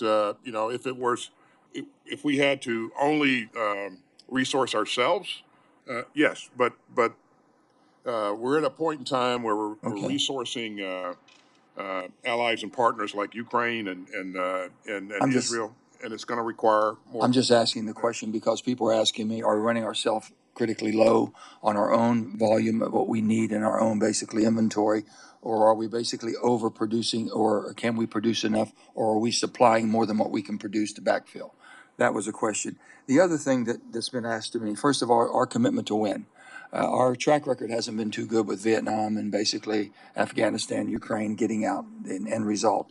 Are we committed to staying with this to win? Because I believe Ukraine is the most, I just think it's the purpose and the most honorable position we've ever taken in my lifetime of seeing that we were committed to playing the role the United States plays as a defender of freedom and liberties. And when you have a country willing to risk their own life, put their own people on the line, that's the least we can do to support them. So I'm all in on that. But are we committed to staying to stay all the way through? And next of all, on our support to Israel. Israel's got to take out Hamas. Israel has to be supported to do that. And with that, are we committed to make sure that happens? So I think it leads into this final question. People have asked me, are the people in the Palestinian people in Gaza, are they committed to the cause, Hamas's cause? Basically, and that's why they're not leaving when we've basically been warned that you should leave. They are being held hostage by Hamas. Can we not get aid to them, making sure it's being used for the purpose of their survivability? And can we not get them out of there? What's holding that back? Secretary Blinken. We are committed to making sure that Ukraine has what it needs to defend its sovereign territory. That's why we're here asking you for support. No problem, but I'm just saying, is there a way to do that? Secretary Blinken, I know you've been over there quite a bit. Both of you all have been. Senator, very quickly, the overwhelming majority of Palestinians living in Gaza are not part of Hamas, don't support Hamas, in fact, are subject to its repressive rule. But these are impoverished people who have virtually no opportunity and so no ability. You're saying nowhere to go? So very hard for them to move out of the way, although obviously we're working on that to try to get them out of harm's way. Very little ability to provide for themselves, which is why we're trying to get assistance in. But ultimately, this is their land. We don't want to see them displaced Very from that quickly, land. We do want to see different governance. The problem in that we Gaza. have, basically, we're saying that $10 billion for humanitarian aid. when we know we can't even get the aid that we're putting in there now going into the hands? No, we can, and we are. We're making sure that the assistance going in is going to the people who need it and deserve Mr. it, Secretary, not people who don't. My final, I'm going to interrupt, and if I, I apologize to everyone. The I Secretary know. Blinken has said he has to leave. I respect that. Senator Austin, or Secretary Austin, has said he'd stay. We have four Let me, senators had, who have not had a chance to ask anything. Senators Rubio, Van Hollen, Fisher, and Murkowski. If you will indulge me, I would like to ask each of those to ask quickly their question for Senator Blink or for Secretary Blinken to respond to can I those. just have a final? And Secretary Austin will be here and stay here to answer. And those four will call back on you. I have one final comment I want to make to both of y'all. This is a bipartisan. So when you hear all of my Republican colleagues saying about how important it is to secure our own borders, I want you to know it's bipartisan. I've got more concern about our own borders for my own people in West Virginia.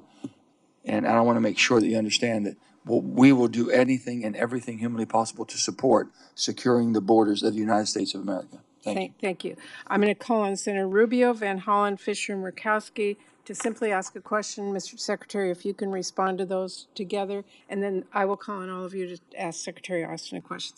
Senator Rubio. Well, since I only have one question, no one else is going to ask you about this, and it's unrelated to this matter, tangentially anyway.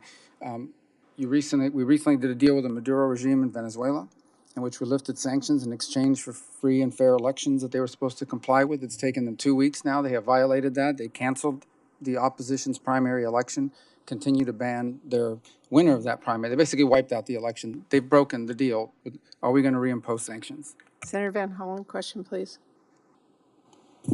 Thank you, Madam Chair. Mr. Secretary, in the aftermath of the horror visited upon Israel by Hamas and the ongoing war in Gaza, much of the world has turned its eye away from what's happening on the West Bank.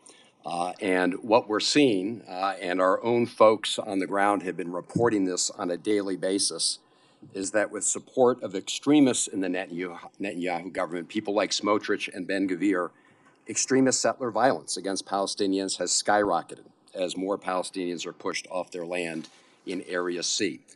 As you know, all this does is strengthen Hamas, undermine the already weak PA, and open another front in this war. I know the president has raised this issue with Prime Minister Netanyahu, but according to every report I get, and I know both you secretaries get these, we've seen no improvement. So my question is pretty simple. What is your plan beyond urging that something be done when our pleas continue to be ignored? Senator Fisher, question, please. No question. Senator Murkowski. Given the overlay that we have heard, the interconnectedness between what is happening in Ukraine with Putin's war, what we are seeing truly explode now in Israel by Hamas with the support of Iran, given what we have all been discussing here with regards to the tension in China and Taiwan. We're not talking about North Korea today, but we should always be thinking about North Korea's intentions. This is a simple question that I was going to ask both of you. Given the situation globally and what is at play and how it all intersects, are we at a time and a place where, from a national security perspective, we are as vulnerable as we have been as a nation in your professional estimation? Mr. Secretary, your responses, please. Thank you, and I very much appreciate the accommodation. I want to try to quickly answer, at least address initially the questions that were raised before I leave. Senator Rubio, thank you very much for the question about Venezuela. As you know, following the agreement that the unitary platform, the opposition, reached with the regime on a way forward toward elections, we wanted to support that, and part of supporting that was to encourage that to move forward, including by lifting some sanctions with the ability, of course, to snap them back or to put some licenses in place that can be revoked very quickly if the regime has in fact violated the agreement that it reached, then of course we'll take the necessary action. We've been very clear about that. They're not getting a free pass for actions that they take that are in contradiction to the commitments that they've made to move toward free and fair elections, which is a shared objective that we have with the opposition, with the unitary platform. So we're tracking that very carefully and happy to come back to you further as this moves along. Senator Van Hollen, with regard to the West Bank, we very much share the concern that you've expressed. Palestinian Authority is doing everything that it can to keep security, to keep stability in the West Bank. It's vastly under-resourced. This is another aspect of the problem, and we've urged the Israelis, for example, to provide the authority with the resources that it needs that are being held back, tax revenues and other fees that it collects and then normally gives to the authority so that it can do its business, to release those. And at the same time, the president himself has been very clear, very direct, and very explicit about our concerns about extreme settler violence and the impact that that's having on the West Bank, including adding fuel to the fire. We've seen that people have been, in effect, forcibly displaced from their communities as well as killed. So this is something that we are in direct communication and conversation with the Israeli government at the very highest levels, and something we're tracking very carefully. Tony, if I could add, just please. I mentioned earlier I talk to my counterpart nearly every day, and this is something that I bring up every time I talk to him. As you mentioned, Senator, I'm watching these reports, and some of the things that we're seeing are fairly disturbing, and it will work against them going forward if they don't make a decision to control this better. Thank you. Really needs to stop. And then, Senator Murkowski, I think I would say this. We see the challenges that we've been discussing today. You also mentioned North Korea, another challenge that we take with dead seriousness. That's on one side of the equation. The other side of the equation is this. There's never been a time in my own experience where we've had greater unity of purpose, greater unity of action, greater convergence with our partners in Europe, our partners in Asia, and indeed in other parts of the world than we have now in facing exactly those problems. We built a coalition of more than 50 countries to help deal with the aggression that Putin is committing in Ukraine, an extraordinary coalition that is supporting Ukraine in so many different ways, as well as dealing with broader problems that Russia poses. At the same time, we built much greater convergence than I've ever seen on how to deal with and approach the challenges posed by China, and we see that in Asia itself.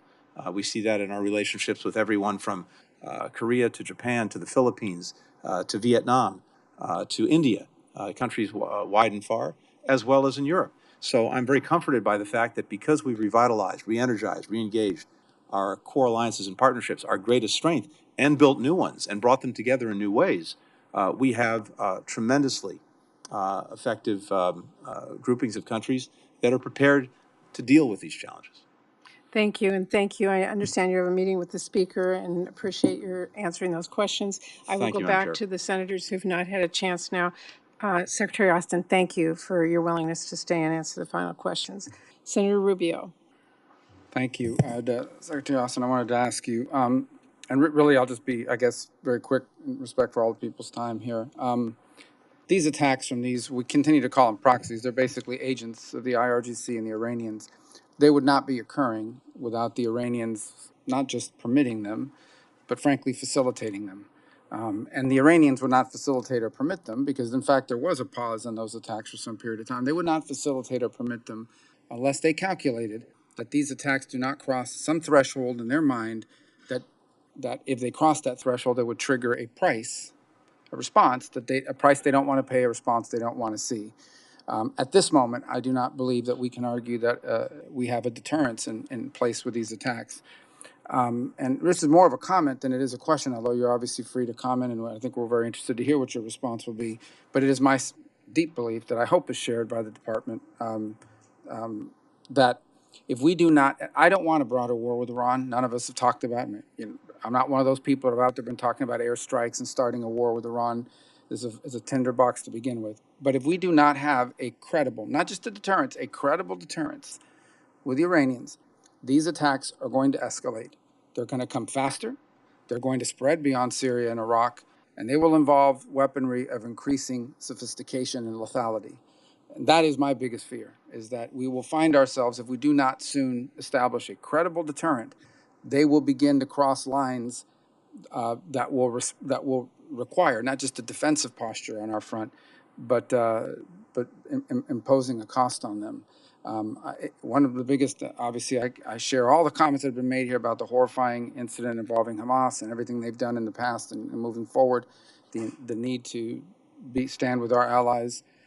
But I think this is the one that this is the one that has the threat to quickly spiral out of control, is that these groups escalating these attacks to include more places at a faster clip with more lethality and sophistication if we do not establish a credible deterrent quickly. Senator, I agree with you that if they're not convinced that we will do what's necessary to protect our troops, then they will continue on as they are. But I've been clear, the President's been clear that that's something that we won't tolerate, and we will do what's necessary to protect our troops. You saw me move another carrier battle group. Actually, it's in the Med now. It's headed to the Gulf region. That gives us more capability, more strike capability. We have additional aircraft in the region now. We have the punch that's necessary to protect our interests, and we're going to do what's necessary to do that. Well, I have no question that we have the assets positioned in the region to impose a cost on Iran that they do not want to pay. I hope we never have to do it. I guess the fundamental question really becomes, do they believe we would actually do it? I understand the complexity of the situation where something could trigger and suddenly this thing begins to move in a direction that spirals out of control. What I have real concerns about is their perception of what we are willing to do may not match up with what we're actually willing to do. Hence, at this moment, we do not have a credible deterrent. And I sense from your answer that you share that concern. Sometimes, even when we say things, they may not believe us, even if we have the capability to do it. So it's one of those situations where we don't want there to be a shooting war, certainly, and seeing this thing escalate. But I think one of the things that guarantees escalation is the lack of a credible deterrent. It's a complex and serious matter, and one that I hope it sounds like you share my concern about it quickly spiraling here, primarily because of Iranian perceptions of our willingness, not our capability, but our willingness to take deterrent action. Senator Van Hollen. Thank you, Madam Chair. Secretary Austin, thank you for your service. And I agree that we have to provide the people of Ukraine with military assistance that they need to defend themselves against Putin's aggression. And President Biden is right to stand with Israel in its hour of need. All of us have been repulsed by the horror and brutality of the Hamas terror attacks that left over 1,400 innocent Israelis murdered, including women and children, including those massacred at Kibbutz Kfar Aza, which I visited in June. When scaled to the size of the U.S. population, that is comparable to over 40,000 Americans killed, a horror that will never be erased. All of us agree that Israel not only has the right, but the duty to defend itself and eliminate the threat from Hamas. Hamas must immediately release all the hostages, and as Israel conducts its operations, many of us believe it should prioritize returning the hostages safely home. Also, as President Biden has said, it must conduct its operations in accordance with the laws of war, not only because taking all possible measures to avoid civilian casualties and human suffering is morally and legally required, but that it is also in the best strategic interests of the United States and Israel to do so, something both you and Secretary Blinken have affirmed today. The President has been very clear about the need to distinguish between Hamas and the overwhelming number of Gaza's over 2 million Palestinian civilians who have nothing to do with Hamas. But some members of Prime Minister Netanyahu's coalition have indicated that all Palestinians in Gaza are responsible for the horror visited upon Israel. And Israel has imposed, as you know, a full siege on the people of Gaza, cutting off most water, food, medicine, electricity, and fuel shipments.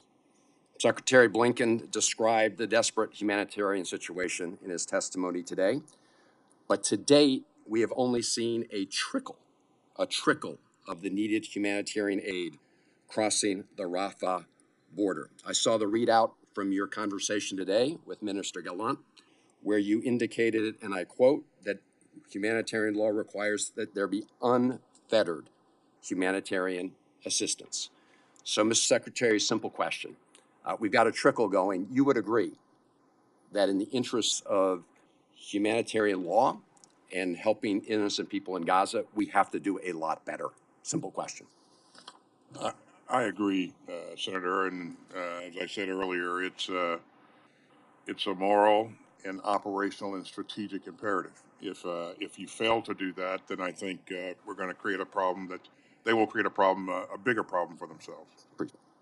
Now, the siege is being accompanied by a ferocious bombing campaign. In just the first 6 days of the war, Israel dropped 6,000 bombs in the densely populated Gaza Strip. Israel has stopped reporting the number of bombs being dropped, but the intense pace has continued. Last night, my wife and I learned that someone we know well lost 2 family members and 4 of their children killed in bombing in Gaza. So they are not yet included in the most recent death toll reported by the United Nations yesterday, which says the number of dead has risen to over 8,300 people, 70% of them women and children, including 3,457 children. These are UN figures. According to UN figures, that is about 6 times more children killed in 3 weeks in Gaza than the number of children killed in Ukraine during the entire war there. And if you scale the death of those Palestinian children to the United States population, it's comparable to over 230,000 American children killed. The executive director of UNICEF, Catherine Russell, said at the current rate, more than 420 children are being killed or injured in Gaza each day, a number, she said, which should shake us to our core. I agree. Now, Mr. Secretary, I know that people on opposing sides of this conflict provide different reasons for why the death toll is so high. And you are right about Hamas's despicable practices of operating among civilians. But regardless of the explanation, we must not look away from these terrible facts. You and the President have repeatedly said that Israel must comply with the rules of war. But as we consider additional American military assistance to Israel's fight in Gaza, don't we have an obligation not only to state that expectation, but to ensure that our support is used in a manner that complies with the laws of war and U.S. law? That's my question, Mr. Secretary. You know, we will continue to emphasize to our allies here the necessity to account for the civilians that are in the battle space. They are a part of the battle space. They must account for them. They must do the right thing in terms of taking that into consideration as they do their targeting. They must create. Mr. Secretary, with respect, my question is a little different. My question is, now that we're talking about Senator Van Hollen, I apologize. Secretary Austin has just a few minutes left. We still have 4 senators. All right, additional assistance, don't we now have an obligation, not just a stated expectation, for that to be the case? Thank you. Senator Fisher. Thank you, Madam Chairman. While I appreciate Secretary Austin and Secretary Blinken testifying today, I will echo my colleagues' sentiment and say that I'm disappointed Secretary Mayorkas is not here. However, I am very, very pleased to hear that he will be before this committee next week, because there is a national security crisis at our southern border. And this administration must make serious policy changes to address the crisis. I look forward to hearing from Secretary Mayorkas on how the administration intends to address that crisis. 24 days ago, Israel suffered the worst terrorist attack in its history. Israel has the right and the responsibility to respond to these barbaric attacks. We can best help them by giving them the time and resources they need to eliminate Hamas. The atrocities committed by Hamas demand nothing less. The administration's request included over $14 billion for Israel. including $5.2 billion to replenish their Iron Dome and David Sling systems and accelerate development of their Iron Beam system, and $3.5 billion in foreign military financing. I strongly support the full inclusion of this request in the supplemental funding bill that this committee will draft. The administration has also requested significant funding for Ukraine.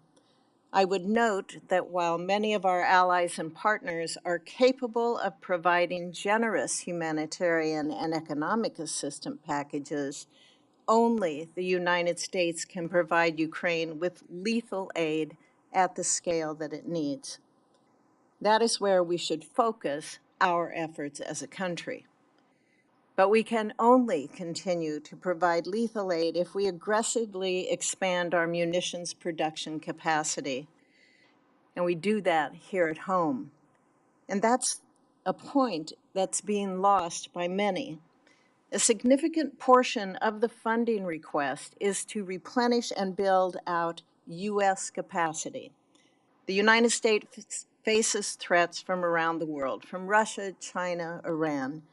Earlier this month, the bipartisan bicameral Congressional Commission on the Strategic Posture of the United States released its final report on America's strategic posture. The report, unanimously endorsed by the commissioners, found that we will soon face a security situation that, quote, the United States did not anticipate and for which it is not prepared, end quote. I'm working with my colleagues to turn many of the Commission's recommendations into law, but fundamentally, we simply do not have the workforce, supply chain, or infrastructure necessary to meet the coming threats. Building out this capacity, it's going to take time and resources, but we can start now by making targeted investments in our munitions production base. The administration's supplemental request includes over $18 billion to replenish our own weapons stockpiles and over $4.6 billion to expand production capacity for those critical munitions. This is a step in the right direction, and I will support its inclusion in the supplemental funding bill. Secretary Austin, what would be the impact of not including replenishment funding in the appropriations package for this supplemental? Thanks, Senator. We would lose the ability to do the kinds of things that we've done with Ukraine and Israel in support of our allies in a time of need. And what does it do to our own national security? Well, it certainly, as I said earlier, we will maintain the ability to defend this country and protect our interests. But this additional capability gives us the ability to address emerging crises. And so I think without that, we would be challenged to do the kinds of things that we've done here in the past. You know, I know it's important that we continue to do that for our allies and partners, but it helps our own stockpile requirements. And that includes expanding the production lines for long-range precision-guided munitions as well. Is that correct? That's absolutely correct, Senator. And you know, which we need for the Pacific, right? That's right. And you know that some of these munitions are long lead time in terms of what it takes to produce them. And so we're looking at ways to shorten some of those timelines, to increase capacity, to automate production lines, to address some of the issues that you raised earlier. Thank you, sir. Thank you, Madam Chair. Senator Peters. Thank you, Madam Chair. As chairman of the Homeland Security and Government Affairs Committee, I know how important it is for us to secure our northern and southern border and provide law enforcement with the resources that they are going to need to complete that mission. And that's why I'm very pleased to see substantial funding in the supplemental to support border operations as well as security for our country. But I also believe we can't stop there. We also must work with international partners to understand some of the root causes of the increased migration that we're seeing show up at our border and commit adequate resources to addressing those challenges. I know Secretary Blinken had another engagement that he had to leave, but I have a number of questions for him that I will be submitting to the record as to how that we work internationally to deal with border security here in our country. But Secretary Austin, thank you for staying for additional time. You've been very generous with your time. The question is, with the recent escalation of violence and attacks that are aimed at U.S. Personnel in the Middle East now, I remain concerned about the Air Force's decision to divest the A-10 aircraft. Notably, the DoD recently deployed A-10s to further deter Iran and their proxies that may seek to attack U.S. forces and, in the process, destabilize the region even more than it already is. As you know, my home state of Michigan is the home of the 107th Fighter Squadron, a unit certainly capable of providing air support to our troops and allies should they be called upon. And my question for you, Secretary, is clearly the Department of Defense has recognized the need for this aircraft's very unique capabilities and are deploying those fighters right now in support of operations related to this contingency. So my question for you is this current conflict causing the department to reconsider A-10 divestment, or at a minimum, perhaps delaying some of those divestitures, given the fact that there is a mission today and will very likely continue at least in the foreseeable future? Well, thanks, Senator. You know, I have personally benefited from the capability of the A-10, so I have great respect for the platform. And the A-10 will be with us for the near term. But I've asked you for $61.1 billion in my FY24 budget to invest in air power so that we can remain the dominant force. And so we're going to have to transition over time to address the new challenges that we'll face with peer competition. And we're making an effort to do that. And we'll have to make some choices down the road. But we're going to have to continue to make that transition. But they will be with us for the near term. So. Good. Well, as you talk about the future, certainly we have to be focused, and warfare is changing dramatically. But I believe that the very close working relationship and security cooperation that we have with Israel is incredibly important to that task. The U.S. and Israel have some of the world's most innovative technologies, as you're well aware of, and now more than ever, we need to continue to develop those. This Congress, I introduced, along with bipartisan support from Senator Fisher, the U.S.-Israel Future of Warfare Act, which authorized $50 million to create the U.S.-Israel Future Warfare Research and Development Fund to increase collaboration in areas of artificial intelligence, drone and cybersecurity, directed energy, and automation. That is a $50 million authorization. Given the current conflict, given the rapidly changing nature of warfare, how important is that we make those investments, and should we be prepared to make even more investments and may have an even closer cooperative agreement with Israel and the IDF? Well, thanks, Senator. Thanks for your work. I certainly won't comment on pending legislation. What I will say, though, is that we are great partners. We have done a number of things together. And Israel, as you pointed out, is a source of innovation. Excuse me. And our work together, I think, will continue to create advantages for us in the future battle space. So we look forward to that. Great. Thank you, Mr. Secretary. Thank you, Madam Chair. Thank you. Senator Murkowski. Thank you, Madam Chairman. I think this is probably the most important and most significant hearing that we have had here in the Congress this year. This is not only about the United States and our national security. It's about food security, as we heard earlier. We haven't really talked about energy security, but there's a dynamic there as well. This is significant that this committee is weighing in to evaluate this supplemental request.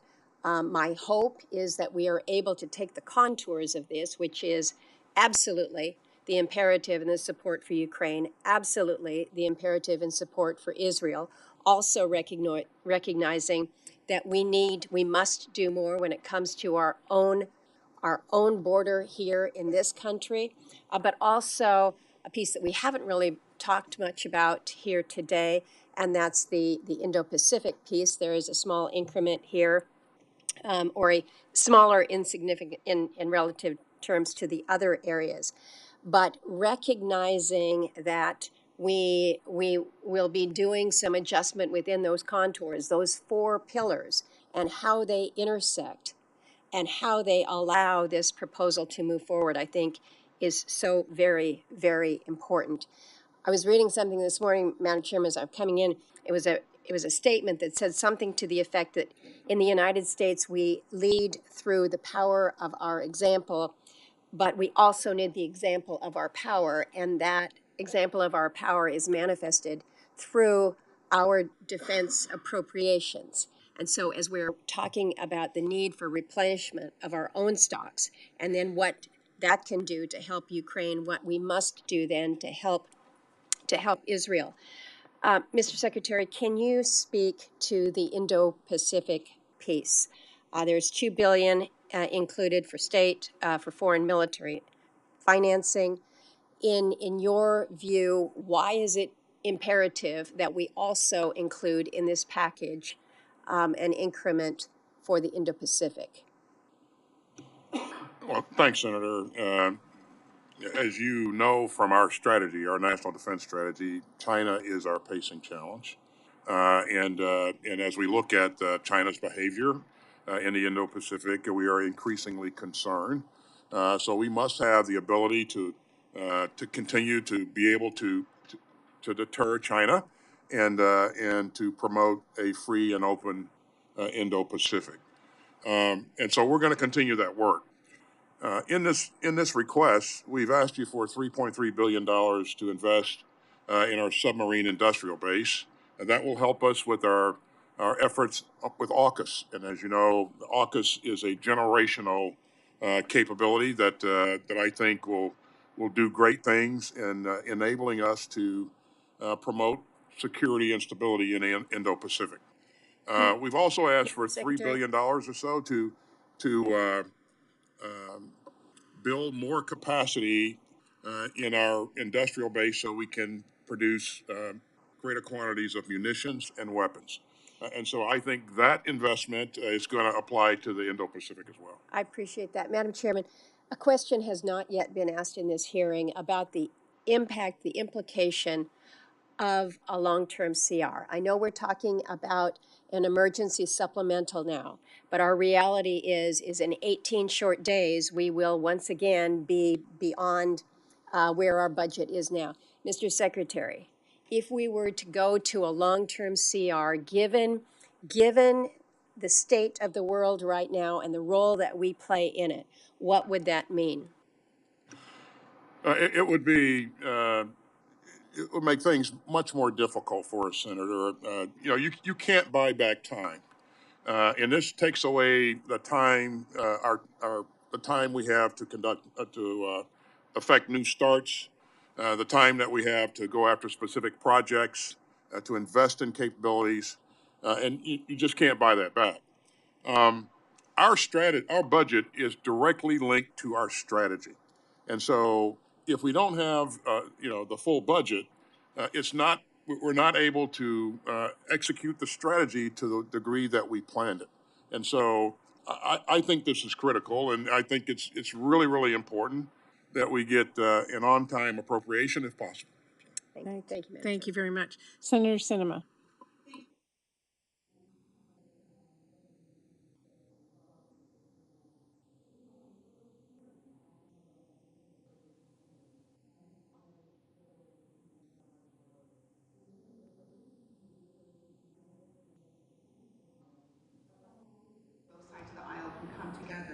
To advance priorities and further the values that unite us as Americans. And thanks to the leadership of the two Wonder Women who run our committee, Chair Murray and Vice Chair Collins, the senators have crafted our nation's spending priorities while supporting important priorities for communities in our states. I've been proud to work with each of them on a variety of bipartisan bills to help our country thrive, from our infrastructure law to chips and science, bipartisan safer communities law, and many more. What we've shown is that how possible it is when folks come together to solve challenges and create opportunities. And I couldn't be more excited and proud to continue that work as a member of the Appropriations Committee while addressing Arizona's unique needs for our water future, our border security, defense, and housing affordability. And there could be no better time than now to show our community's unity and Congress's commitment to advancing our shared values. America's adversaries are watching how we act and how we react, while actors across the globe that stand against everything we as Americans believe in actively try to destabilize and destroy democracies. We must pass legislation to support Israel, Ukraine against Putin, and Arizona's border. Each of these three are urgent concerns and should advance together as they are all critical for both my state and for our country's national security. China, Russia, Iran, and North Korea are strengthening partnerships to undermine America's interests and create chaos, while Israel, the only democracy in the Middle East, and Ukraine, a critical supporter of America's values, continue to be attacked. At the same time, at home in Arizona, we know there's a clear crisis at our border, and cartels are using the porous border to smuggle migrants and dangerous drugs into our state, weakening our national security. So the supplemental request includes resources for Ukraine to fight against Putin, to support Israel in her time of need, and border security all in one package. And I encourage my colleagues to join me in doing the bipartisan work that's necessary to address all of these priorities. Secretary Austin, the request includes additional appropriations for Iron Dome and David Sling replenishment. I agree we need to quickly surge production to support significant replenishment in Israel as soon as possible. Now, we've been talking about capacity shortfalls and revitalizing the defense industrial base for years. This request, however, only includes $200 million to mitigate industrial base constraints to allow for faster production of weapons and equipment. Can you speak to the impact of this funding in the context of supporting multiple conflicts? Thanks, Senator. That $200 million that you're speaking of is focused on PDA, our PDA efforts. And the larger amount that we're asking for to invest in the industrial base is $3 billion. And so that's a component of the bigger number. And again, I think all the things that we're doing to replenish our stocks, to enable Ukraine to purchase new equipment from the United States, all those things also contribute. But we specifically asked for $3 billion in this request to focus on the industrial base. And again, that $200 million is a component of that, not the total amount. So the request includes provisions for the, quote, expansion of facilities for the purpose of increasing production of critical munitions. How quickly will these investments lead to increased capacity? It'll vary. In some cases,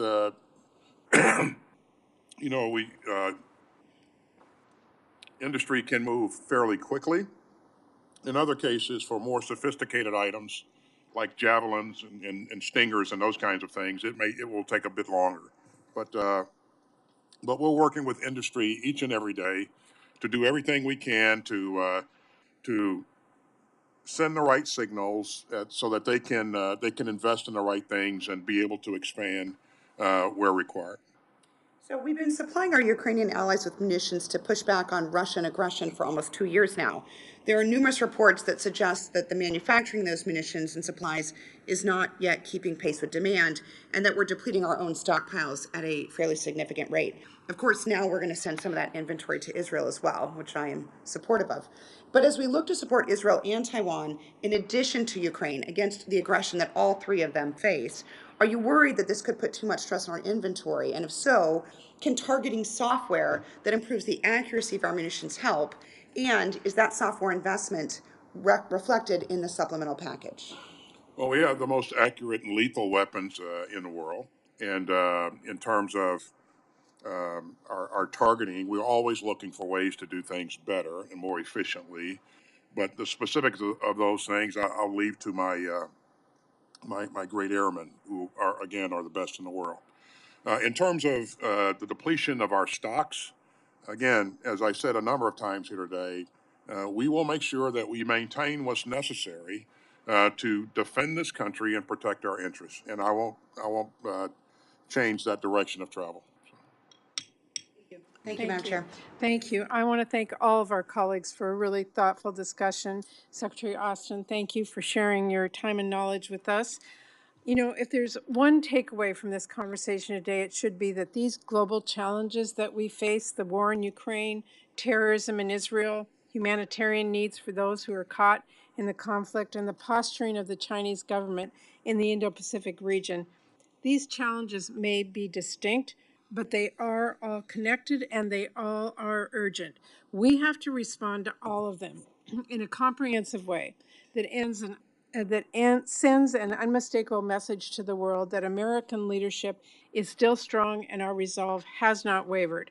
So I'm going to make sure we take what we have learned today into account as we continue working together to craft a comprehensive security package that meets this pivotal moment and lives up to our promises to stand by our allies, stand for democracy, and stand up for civilians. I hope all of our colleagues will continue to work with me and Vice Chair Collins to make sure we avoid insufficient half measures and get all of our allies the robust support that they need.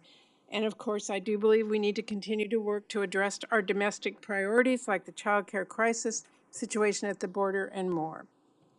That will end our hearing today. For any senators who wish to ask additional questions for the record will be due in 7 days on Tuesday, November 7th at 5 p.m. The hearing record will also remain open until then for members who do wish to submit additional materials for the record. With that, committee stands adjourned.